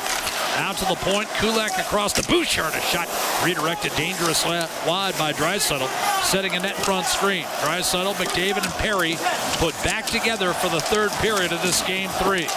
McDavid, who scored twice today, out to Bouchard, walking the line, right around Robertson, down the seam, and Bouchard thought he was hooked. Nothing was called. Stick appeared to get in on the hands. Matt Duchesne down the right-hand side. For a moment, it looked like Bouchard had parted the seas. McDavid, a stretch play to Perry. I don't think he got a stick on it. Coming over to hustle it off his stick was Cody Ceci, but Draisaitl won a battle. Perry sent it back to Nurse. Miscommunication. And charging down the right wing is Mikko Rantanen. Heading for the net is Sam Steele. Biding his time, Rantanen on to Heiskanen. Steele is open, but his shot was blocked by Troy Stecher. Didn't have the ability to one-time the puck, and it cost him. Rantanen back to Steele, rolls up top and away from Draisaitl. Saucered across, Rantanen tried to put it between the skates of Draisaitl, who lobbed it back through the middle, where it's eventually shot by Nurse inside the Dallas blue line. 12.5 minutes to go in Game 3. As Edmonton looks to take a 2-1 series lead. Kane's stick shattered, and maybe good for him because it looked like he might have been guilty of a slash himself. Hyman against Lindell. Kane had it and lost it. Carried forth by Heiskanen. Left circle, tried to center. That was broken up. Big hit down low in the corner on Blackwell. Held in by Bischel. Fires one wide. Rebound, Nugent Hopkins. Muscled off the puck by Mason Marchment. Hard to the net on his backhand. Tried to guide it back to Bischel, who held the zone even as he took a hit to make the play. Bischel working over Zach Hyman, but ultimately Stecher made certain of a clear back inside the Dallas line. Bischel's become a factor here, Jack. Here's Mason Marchment, but that play is offside. Sagan and Duchesne might have been offside there. 11:37 left in the third period.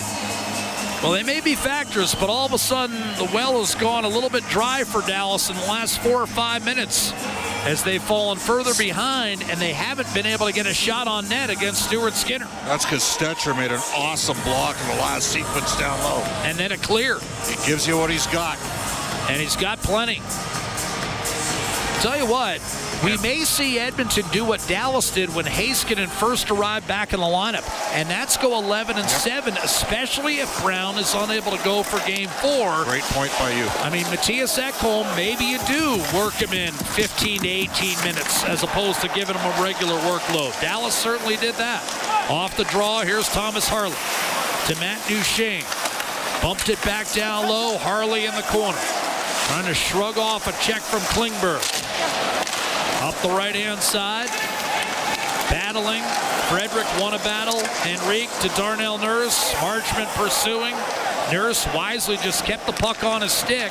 And as Dallas changes, Edmonton can melt some clock. Klingberg to McDavid. They're not going to give him center. Wow. No, that's a good call, actually. It was tight, but you expect if you're Connor McDavid. Yes. It's a stride from center. Yeah. But Peter DeBoer, a lawyer. Yeah, that one, Bob, if you saw it on the replay, that was 2 strides. I got to give him credit. Are you for saying he couldn't have been the first one to the puck? Well, I'm not saying McDavid wouldn't have been the first one to the puck. I know. It was now a big D zone drop. Leon against Ben. Ben's at 45% in the playoffs. Regular seasons, he's usually around 54. Well, again, 55. He's only been a part-time center iceman, as you know. Johnston takes a lot of draws. Here, Draisaitl just overpowered him to win the face-off, and Klingberg on Kulak. And it's chipped inside the Dallas line. And the Oilers have played a solid 5 or 6 minutes here, preventing a further Dallas push. Kulak off a dump-in.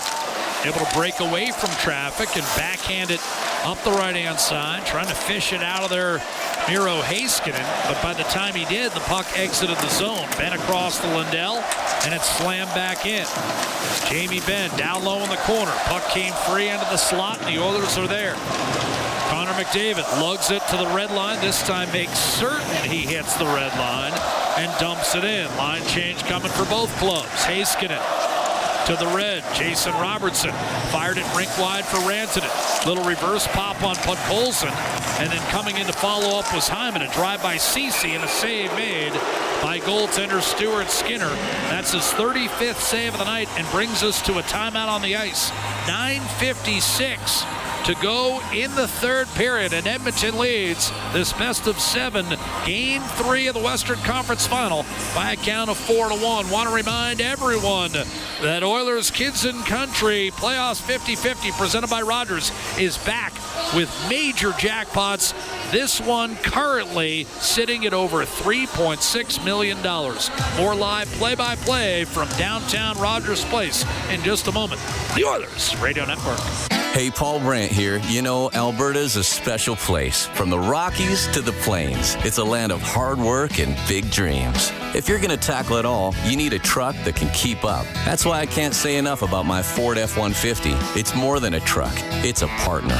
Rugged toughness, serious capability, and smart features that make your life easier, like available Pro Power onboard. The Ford F-150. Get yours today at your Alberta Ford dealer and tell them PB sent you.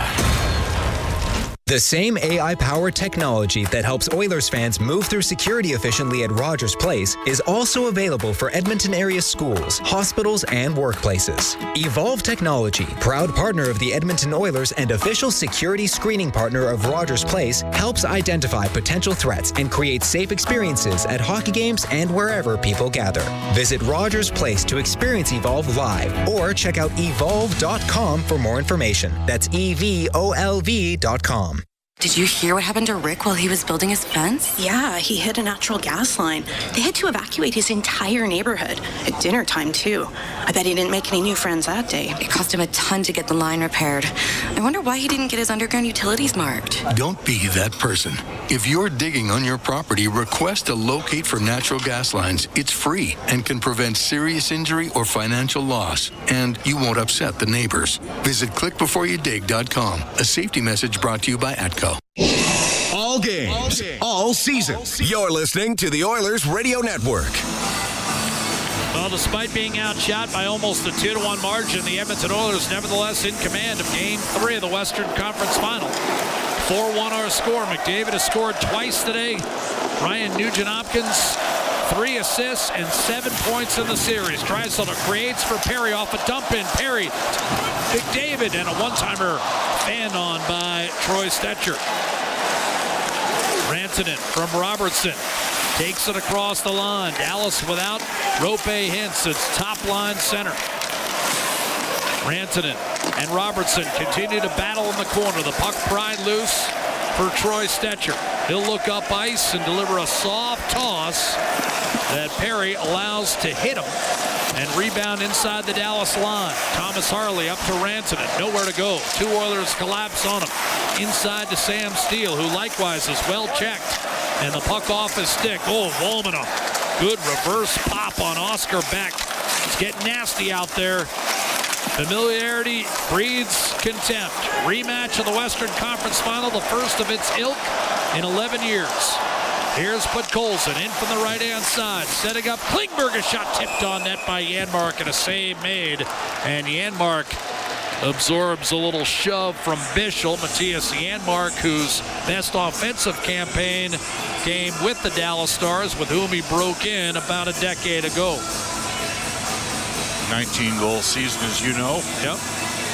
Drafted, of course, by Kenny Holland in Detroit, but broke his teeth in the NHL with Dallas. 4-1. Edmonton on top. 8:46 to play in the third period. One guy that's played really well tonight. It's an obvious he's got 3 assists, but Nugent-Hopkins is been a force in this series. He came to the fore in Game 6 and 7 last year in the second round against Vancouver, and he showed up on time for the Western Conference Final. Sagan did not get a touch across center, and as a result, on a wraparound by Petrovic, it's going to be icing against Dallas. And the other guy that's really obvious is Stuart Skinner, who to my way of thinking is playing his best game in more than 4 months. 35 saves. He's been terrific. And again, I know he's had a couple of shutouts in this postseason. 3 to be exact, matching Curtis Joseph's record in 1998 for most bagels turned in by an Oiler netminder. But he hasn't been as good in those 3 shutouts, hasn't needed to be, as he has been this afternoon. Marchman off the draw. Lead pass Sagan. And from center ice, he'll dump it in. Bischel, hard reverse hit levied by Klingberg, who went flying. That's what happens when you collide with a 6'7", 235-pounder.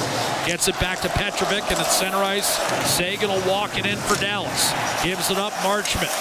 Forced out wide. This has been Dallas's most dangerous line. Bischel has the only goal, and that's telling.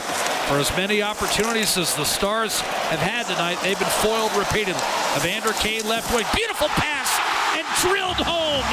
What a feed from Kane and Zach Hyman with his second goal of the afternoon and a microcosm of what we've seen throughout Game 3. 5-1 Edmonton. The Oilers put it away. You said it, just lovely touch from Evander Kane. The Oilers won 2 puck battles down the left side wall. Kane was at the end of his shift, elevated the puck over Esa Lindell. Hyman taps it home. 5-1 Oilers. But what I mean, Bob, is Dallas has pressure. Yep. They're buzzing around.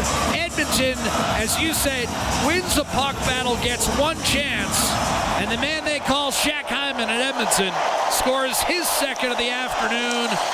And this one, it's all over but the crying for the Dallas Stars. 5-1. No penalties, Jack, if you're Edmonton. Play under control. You got a 4-goal lead. Stars will send it down the middle. Wristed up the right-hand side. Kapanen will knife it toward the Dallas net. So Hyman and McDavid with a pair of goals today. Bouchard a goal and an assist. That's more than enough offense for Stuart Skinner. Off a dump in, Harley to Wyatt Johnston. Nudges it too far for Jamie Benn. Cut off by Darnell Nurse. Hyman from Kane at 12:06. And the Oilers with 2 in the first, 1 in the second, and 2 here in the third to pull away from Dallas. Stars got it back to 2-1, had a couple chances to tie it, and 3-1 had numerous chances to draw within 3-2, and it just hasn't happened for them today. Draisaitl to McDavid, thundering in against Petrovic, and we'll have a late offside call as Corey Perry, the guilty party, on the right wing. 6:44 to play in regulation. And Edmonton, despite being a -15 on the shot clock, is a +4 on the scoreboard with a 5-1 lead in Game 3.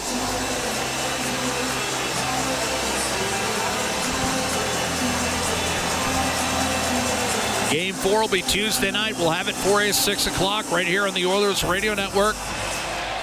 Jack, Bob, Brendan, and Rob, and Aiden with our ringside chats. He'll have a plethora of candidates today, Bob. Yep. Oilers lead at 5-1. Bischel shovels it down low. Kulak on the puck for Edmonton. Could not muscle it out. Blackwell against Nugent Hopkins. Kane checks him against the boards. Shot by Petrovic. Does not manage to work its way through. Hyman will ice it. And this will be an icing call. And I go back to what Corey Perry said after the first game of this series, Bob. From a Dallas standpoint, you have to start thinking, look, today wasn't our day, but we've still got a chance to get what we came for, a split and a chance to regain home ice advantage. And Dallas, they got 6 minutes to score 4 goals. The problem for them tonight is that Heiskanen and Lindell, that's who the Oilers have victimized. By the way, Zach Hyman is +5 in this hockey game, John. And it's tough for him to be any better. Then 2 goals and +5. 2 goals. With the hits, how many hits does he have? 2 goals, 3 points, +5. And they have him at 7 hits. 28 hits in the first 3 games. That's a pretty productive series. Ryan Nugent-Hopkins, 7 points in the series. And again, Stuart Skinner, I would suggest his best game in 4 months. Robertson off the draw, can't get a shot through. Nugent-Hopkins looking to clear, and it's powered out of the zone by Kane. And he's working Heiskanen over. Yeah, a few extra shots on him. Granlund burst of speed into the zone, relieved of the puck. Kulak and Granlund go at it in the half wall. Granlund got it to the point. Draisaitl on the back check. Heiskanen put it down low inside Heiskanen. Out to the point, Granlund loads and fires, and that stayed out. Rebound in front of the blue paint and cleared by Bouchard. The Oilers have found just enough pucks to help out their goaltender when he's needed it. Robertson carries the zone, and a shot knocked out of play by John Klingberg. That's a guy that Edmonton, even in garbage time here with 5.5 to go, wants to keep off the scoreboard. Let Jason Robertson sleep. Well, Edmonton has put Dallas to a collective sleep. With 5:25 to go in the third period, we'll count you down with a final 5 minutes plus from Rogers Place. Game 3 of the West Final. Edmonton 5, Dallas 1. Oilers well on their way to a 2-1 series lead when we come back. The Oilers Radio Network. Bloom Benefits offers amazing coverage that even the toughest hockey players can get behind. With excellent coverage, they offer things like massage. You want to go? Counseling services. Let's go! Dental coverage. That was not offside. And eye exams. With custom health coverage for any group of any size, Bloom Benefits make every team better, stronger, and healthier. Plans start from just $54 a month. Rethink your benefits today at bloombenefits.ca. When was the last time your electricity and natural gas provider made you feel like this?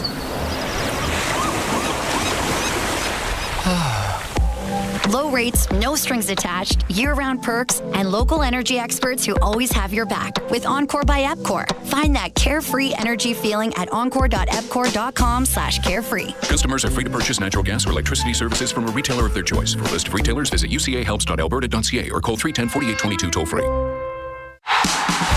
Rogers is Canada's largest and most reliable 5G network. We're made for Oilers fans. You can stream Leon scoring in Leduc. Watch Tide tie things up in Tofield. Unbelievable! Or check out Connor doing Connor things in Kalmar. And even watch Stewart steal the show while you're in Sedalia. Try saying that 3 times fast. Rogers, proud partner and fan of your Edmonton Oilers. Listen on air, online, and on the Radio Player Canada app. This is the Oilers Radio Network.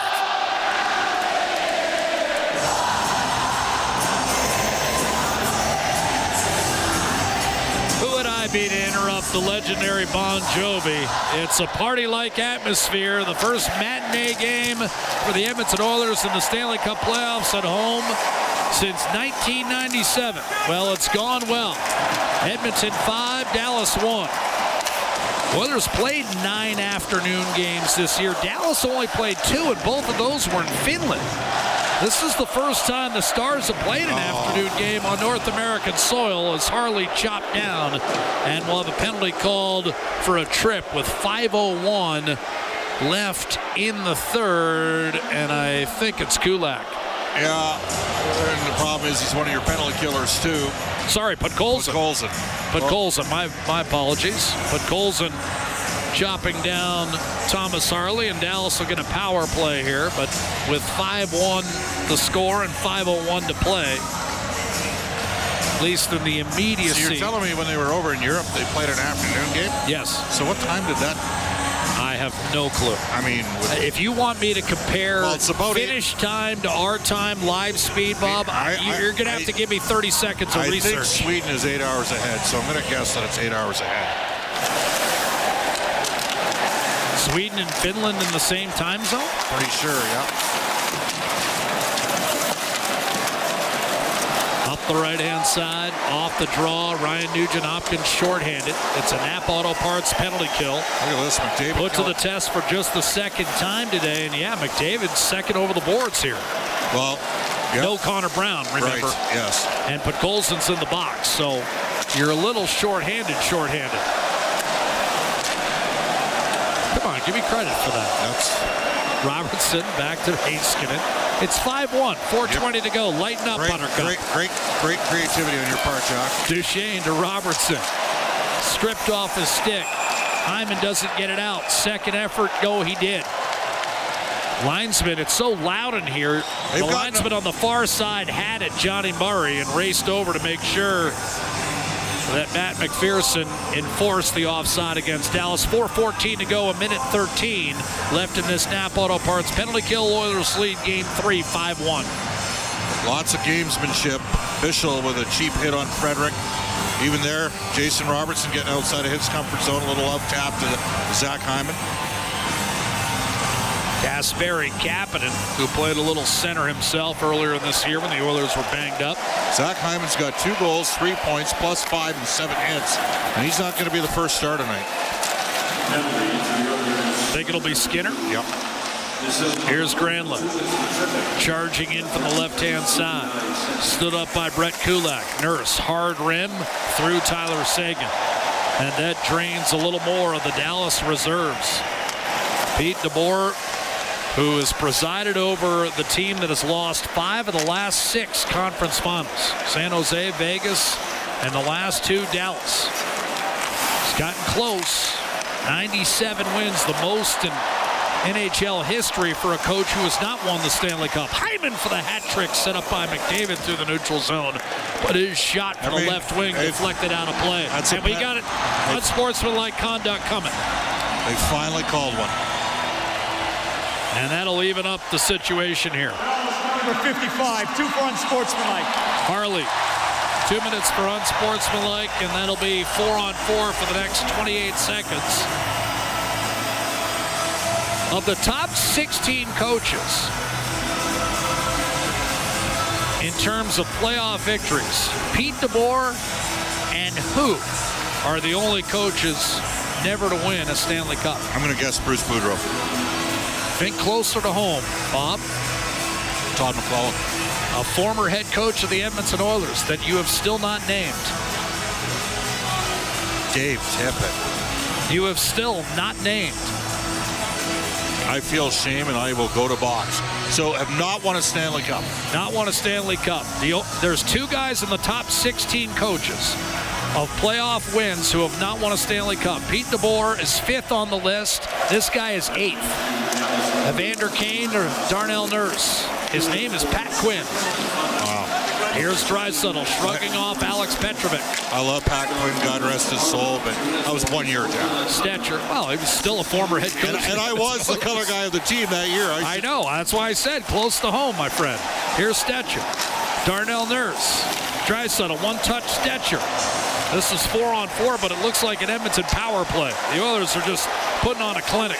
Draisaitl to Kane, but Colson has come on here. Stetcher, Draisaitl, Kane down the slot. Couldn't pull the trigger. Draisaitl waits and shoots. Draisaitl doesn't have a point today.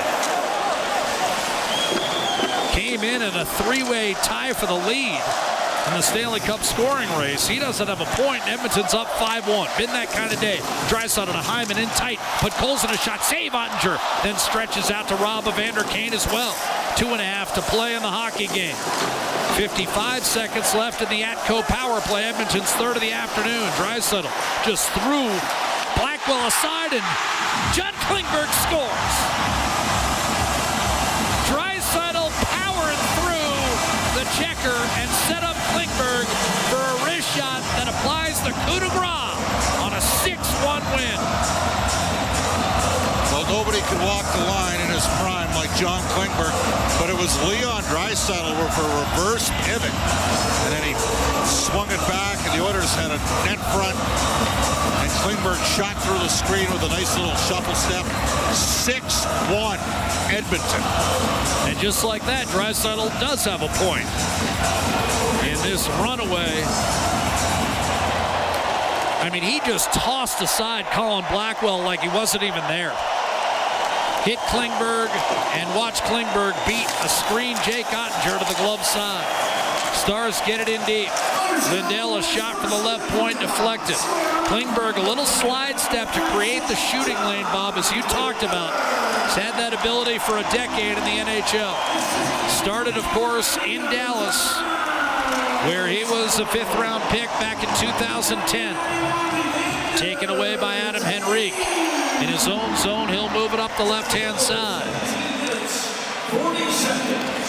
Draisaitl and Kane with the helpers on that power play goal for John Klingberg, who's put up good numbers over the course of his Stanley Cup playoff career. 9 goals, 43 points in 76 games. Dump in by Edmonton. Ottinger leaves it for Bischel. Crowd enjoying the final minute 20 with victory secure. 6-1 Edmonton in Game 3. The Oilers will take a 2-1 series lead. But Golson from Myanmar up the center. Spins it off the board. Settled by Cece.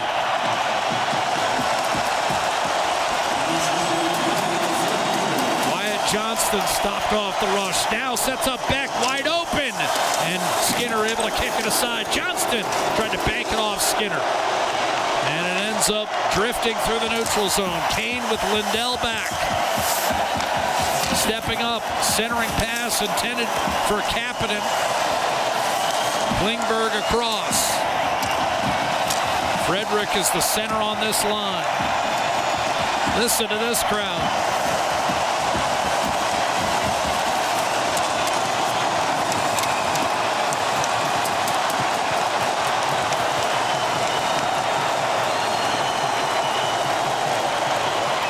Blackwell flipped it out of play. Then we had pushing and shoving where Blackwell and Kapanen first went at it. Evander Kane came charging in.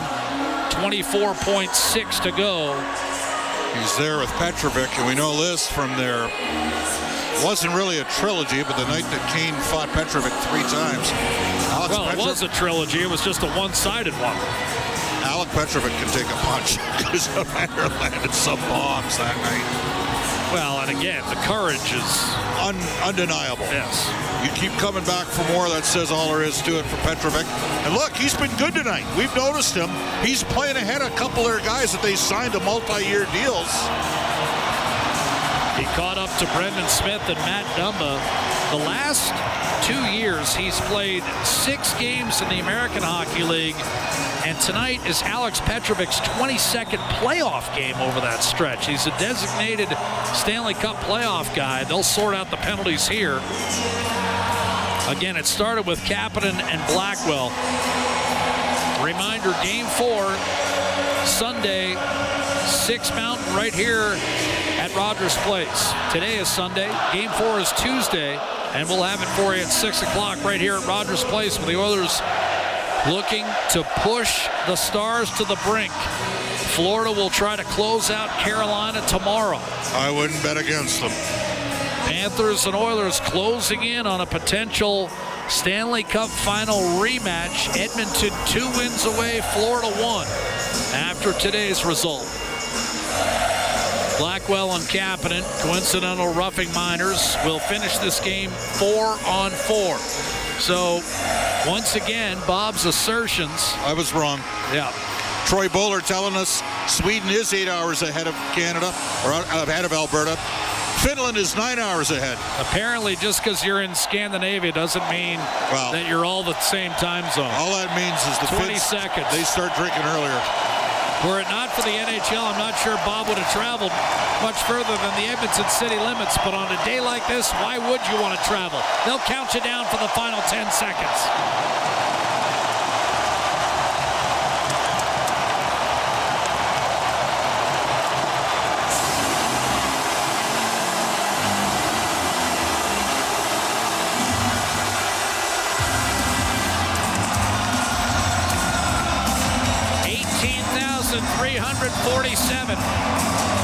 In collective ecstasy as the Oilers put the finishing touches on a 6-1 victory over the Dallas Stars, who fired 37 shots against Stuart Skinner and were repelled on all but one occasion. The only man to beat him was Liam Bichsel, who scored his first ever Stanley Cup playoff goal in the second period. But the backbreaker was the McDavid goal in the final 18 seconds. Bob talked about it as Key and Dallas could not shake off the disappointment and gave up 3 more unanswered goals in the third period to turn what had been a close game into an absolute rout. McDavid and Hyman scoring twice. Bouchard with a goal and an assist. Nugent Hopkins with 3 assists. And John Klingberg with a late power play goal to put it away. Aiden, what do you have? Yeah, thanks, guys. Evander, you guys lose a tough game 1 in Dallas. You guys find a way to fight back and split the series in game 2. You come out back home, set the tone, a massive win in game 3. What does that do for the group? Yeah, obviously it was a big-time game coming back. Obviously wanted to take care of home ice, and in order to do that, you got to take care of the first, and we were able to do that. You know, they played a good game as well. They pushed, they had a lot of shots, but I thought we did a good job of defending, clearing pucks out, and when we got our chances, we capitalized. Now, a couple of points for you in this one, but a couple of points as well for Evan Bouchard. I mean, he's just been high-flying during this playoffs. One of the greater defenders on your squad. Can you just speak how big he's been for your team? Well, can you only imagine if he shot the puck a little bit more? My God. I mean, that's how he gets his points, right? He either scores or he creates rebounds. You know, he's playing really well. Obviously, he's a great defenseman and has a ton of poise and patience back there and sees the ice real well. And, you know, we need him to continue to play the way he's playing. Thanks a lot, Evander. Thanks, guys. And thank you, Aiden. Final score 6-1. Edmonton pounds Dallas and puts the Stars away in emphatic fashion. And again, the one thing, if you're Dallas, Bob, I guess what you have to say is, look, today wasn't our day. No. Everything that could go wrong did go wrong. You know, for every 5 opportunities we had, the Oilers would come down and score at the other end, and all of a sudden we'd be chasing our tail again. So you write it off, and you have to take the Corey Perry measured approach, and that is we came up to Edmonton for a split. Yep. How do the Stars get one, though, if Stuart Skinner continues to outplay Jake Ottinger? It's going to be tough. If I'm Pete DeBoer, I'm sitting there saying, look, we had a great game 5v5. We dominated and tilted the ice in stretchers. Their goalies stole tonight's game for the Edmonton Oilers. I mean, there's really no other way to say it. When this game was in the balance, the Oilers did not capitalize on the odd man breaks that were there in the second period. But the man to answer the bell for Edmonton was Stuart Skinner. And they beat him once on, 36 shots on goal tonight. Just a brilliant performance. His best, as you mentioned, dating back to the game against L.A. That's what I would say. I don't know whether you disagree. That's a game that comes to mind. We disagreed a lot. I'll agree with you on that. I mean, it's 4 months. It's 4 months. It's, if you're an Edmonton fan and you see Skinner play that type of game after he's already shut out 3 of his last 4 opponents, you've got to be bullish on your chances. He does tend to get better as we get into May, for whatever reason. As we get into the middle, I mean, let's not forget the Oilers only gave up 7 goals in the final 4 games of the Stanley Cup final. That's a 2-1 game. They didn't have enough offense against Florida. Florida can do that in Game 7. They win the Stanley Cup 2-1. Tonight, the Oilers showed their offense, the counter-strike ability. Make no mistake, Edmonton got some breaks and bounces along the way, Jack. But when you win 6-1, you've won 6-1. That's all there is to it. It's a valid point. And not to state the obvious, but it's the obvious. Well, and for the Dallas Stars, I mean, they've got to look at a situation now where they've played 16 playoff games. They've gotten the first goal only 3 times. They have 23 5-on-5 goals in 16 games. That's basically a goal and a half a game. And in 7 road playoff games, they've scored a grand total of 10 goals. I mean, when you look at all those numbers, you'd have to say, geez, Dallas is kind of fortunate to still have a shot at this thing. And, unless pucks start going in for them, I don't know how they push their way back into this series, because I thought they gave it, as you pointed out, their best shot today. Yeah. This is as good a 5-on-5 game as I've seen Dallas play all playoffs. I thought Colorado outplayed them 5-on-5, and so did Winnipeg for the bulk of that Peter series. Peter DeBoer's response would be, we didn't have Jason Robertson healthy, and we didn't have Miro Heiskanen against Colorado. And now they don't have Roope Hintz. We'll see. I mean, he has to have been close to playing. He took the pregame warm-up. Big loss for them. As for Edmonton, Connor Brown will get an update postgame from Chris Knobloch. The Oilers, they do have a couple extra forwards if need be. But Connor Brown's been a huge player for Edmonton. 5 goals, 8 points in the playoffs. And a key penalty killing guy. And energy and penalty kill, and also room guy. Yeah, there's no question. We know how beloved he is in that room. So here's the deal. You get a chance to recalibrate for this was part of the thing we talked about, Jack, Friday night, you, me, and one of the greatest players in the history of the game. Just, can you build momentum off a 3-0 shutout victory on the quick turnaround? That's what happened today. The Oilers had offensive flow and juices going, and they finished. And the end result, up 2-1. But who was up 2-1 last year in the series? The Dallas Stars. And the Oilers lost the last 3. So Jake Ottinger's first loss after a loss, first consecutive defeats, of course, in the Stanley Cup playoffs for him. He drops to 9-7. And in giving up 6 goals on 24 shots, I mean, you look at what he's done thus far in the series, and quite frankly, it's nowhere close to good enough. He's got 64 saves on 76 shots. Even I can tell you that's an .842. Stuart Skinner, meanwhile, closes it out with 35 saves, and he's right around 92 as he was last year head-to-head against the Dallas Stars. If that continues, Edmonton will win this series. But, as Bob mentioned, we're barely halfway through, maybe not even halfway through this best-of-7 Western Conference final, and Edmonton has taken a 2-1 series lead on the strength of a 6-1 victory in Game 3. Skinner the victory. He's now 4-4 in the playoffs with a 35-save gem today at the expense of the Dallas Stars, who got just the one goal from Liam Bichsel. And again, to recap the scoring, Zach Hyman with 2 goals and an assist. Connor McDavid scored twice. Evan Bouchard with a goal and an assist today. And John Klingberg turned the lights out with a power play goal in garbage time with 2:20 remaining, as Edmonton got 2 in the first, 1 in the second, 3 in the third, in rolling to a 6-1 victory this afternoon. Game 4 straight ahead Tuesday night.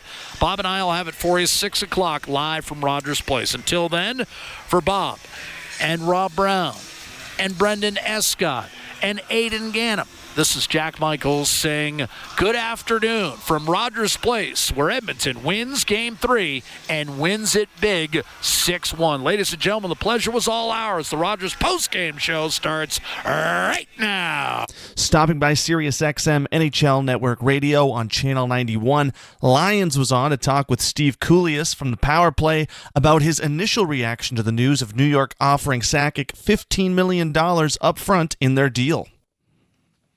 I remember the summer of 1997. The Rangers have offer-sheeted Joe Sakic. It's a 3-year deal, $21 million, $15 million up front. I remember that part. Joining us now is Charlie Lyons, the Avs CEO. The big honcho at the time joins me on the Power Play.